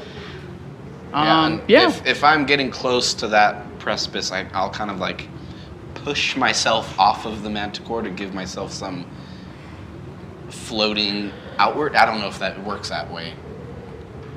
Do you just push yourself out and away from the manticore? Yeah, so that if I'm going straight down, yes, just kind of like, so that I don't. Or you fall. Sure. Well, you could grab onto the manticore. Well, I guess I could if you're pulling him in. Yeah, you can hold on to the beast. It's easy. You feel a lot lighter than normal right now. Yeah, I'll hold on to it. I'll even start seeing if I could detach needles from his mane, and I'm just like. Roll me a medicine check. You efficient. Please don't While at it, how about a nice 19? 19. All right. Yeah, you get out some of your implements. This is a really interesting experience. The closest thing you had is you had one expedition on the eastern coast of Throssia where you were doing underwater like gathering of samples and stuff. And this is almost like that because you're kind of weightless but not quite. You're just clipping off stuff. Nicely done. Putting it in vials. Nicely done. Yuri, your plan was so good. Right. As I'm still big and still have before they fade away. Are we like over the town? Could the goblins see us? You are going up the hillside, so yeah. Okay. Yeah. So Yuri is going to kind of turn back towards the town and just kind of pose really, really heroically and shout, "Hail, Bog, the chieftain of the goblins, ally of Clan Prosperer." Petra starts slow clapping below. And I just of course. And then just shrink, and then and your friends disappear. And then oh no, I didn't get their names.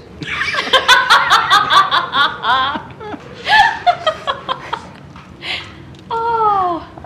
So Petra, as you start trying to, do you haul up the beast? What do you do? Yeah, I would try to like pull it up. All right. I don't know how heavy a manticore is, but it's pretty heavy. However, it's currently had Featherfall cast on it. They don't really talk about it, but it makes perfect sense to me that it would be easier to haul in given the situation. A little bit anti-grav. Yeah. Yeah. And as you are pulling in this chain, you suddenly see from nowhere next to you, pawed hands reach down and start helping you grab the chain and reel it in. As Shanxi is here. Shanxi, you little trickster, thank you. I made sure the goblins were not going to try anything unbecoming. And he smiles his big toothy grin and helps you continue to pull in the chain. Couldn't have done it without you. I don't think they would have done anything. The chieftain is so consumed with his new trinkets. But I felt like it was good to make sure. Cheers. And so you haul up the form of this giant, terrible beast. And the form of your maker, Bear J. Logie as well. Oh my gosh, she'll run over to him. Are you hurt? Are you okay? I'm fine. I'm No, fine. yeah. Thank you. Thank you. I'll do a medicine check. I got a natural 1. I'm very I don't know what to do. He could be bleeding on the inside, If Petra! you're bleeding on the Please. inside, lay down! Dusk, please. Petra, It's Petra. please. He might need mouth to mouth. I'm fine. I don't have any lips. Yuri, quick! Mouth to mouth! I'm okay. That's enough. Look. This would be a lot easier I'll- if you laid still. And I'm just holding out the needles like, please, look, I've got the poison. Ooh. Are you poisoned? No, it's in this vial. Look in here. I've got some of his needles. Its breath was rancid. I mean, you imagine that a manticore's breath is bad enough, but then with decaying goblin meat inside of it, it was... I need a bath, and I need some tea. I am so glad you're not dead. Yes. Shanksy, I say, do you know where we could get a bath around here? That sounds like a wonderful idea. And he smiles, looking around the wilderness, and he says, perhaps you could negotiate with the goblins. Do goblins bathe even? Yuri! Yes. That was, Yuri! I don't know exactly what words can express the shock of what I witnessed today. That was impressive. Thank you. Yes. My magics, yes, they do seem to carry me sometimes. And thank you for the feather fall. That could have been the end of me. It was my pleasure, my friend. It was ingenious what you did and very, very brave. Petra will walk up to you and be like, I really do believe you are the greatest wizard in Throssia. I think Boss does too. Boss is gonna, he's happily panting next to you. Oh, good boy. Did you like your treat? Oh. Yes. Gets in the gullet a bit, I know. But Can I try one of those peppers sometime? of course. They look fun. My pleasure. All right. So, I think that's just going to be where we end the evening. You guys successfully got what you came for. Yeah. All right. So next time, we'll get back to, well, it's up to you what happens next, I suppose. We got it, but I have my not suspicions. going back. We're just going to walk up and be like, we have it, but I'm not giving it to Ransom. Aren't you poisoned? No. No, I he- made he- my Oh, mistake. thank goodness. He worked it out. Okay. you. He passed his con save. Guys, that was wild. All righty. So, the last thing we need to do before we say goodnight is remember to ask. I'm asking you to remember to tune in Friday night to watch Tales of Throssia at 7 p.m. Mountain Standard Time to see our good friends do the Spirits of the Past campaign that they're running with some really, really great people. The ending of their last one was a dramatic and sad thing. It was quite the moment. So tune in, see what happens. And then up in the tech booth, I believe we need to announce a winner of our second $25 giveaway. The The Wookify! You are the winner of our second $25 gift card this evening. If I had one, it would there they are. Got your back, man. All right, so congrats on your win. We'll be getting in touch with you to make sure you get your Amazon gift card. Thank you all for tuning in. Please tune again Friday night because we will be doing the same giveaway. They will be doing the same giveaway their evening, first half and second half. And again, if no one rolls a 20, the pot just grows. It carries over to our next show. right? Yeah, it would. Yeah. So if no one rolled a 20 their whole night, our next night, we'd start with $75. It'd be crazy. Free money. It'd be crazy. All right. Thanks, everybody. We appreciate it. She just said hiccup. If you didn't hear it, rewind it when it's on demand, and then you can see. All right. Thank you all so much. Have a good night, and we will see you soon. Thank you. We love you. Bye.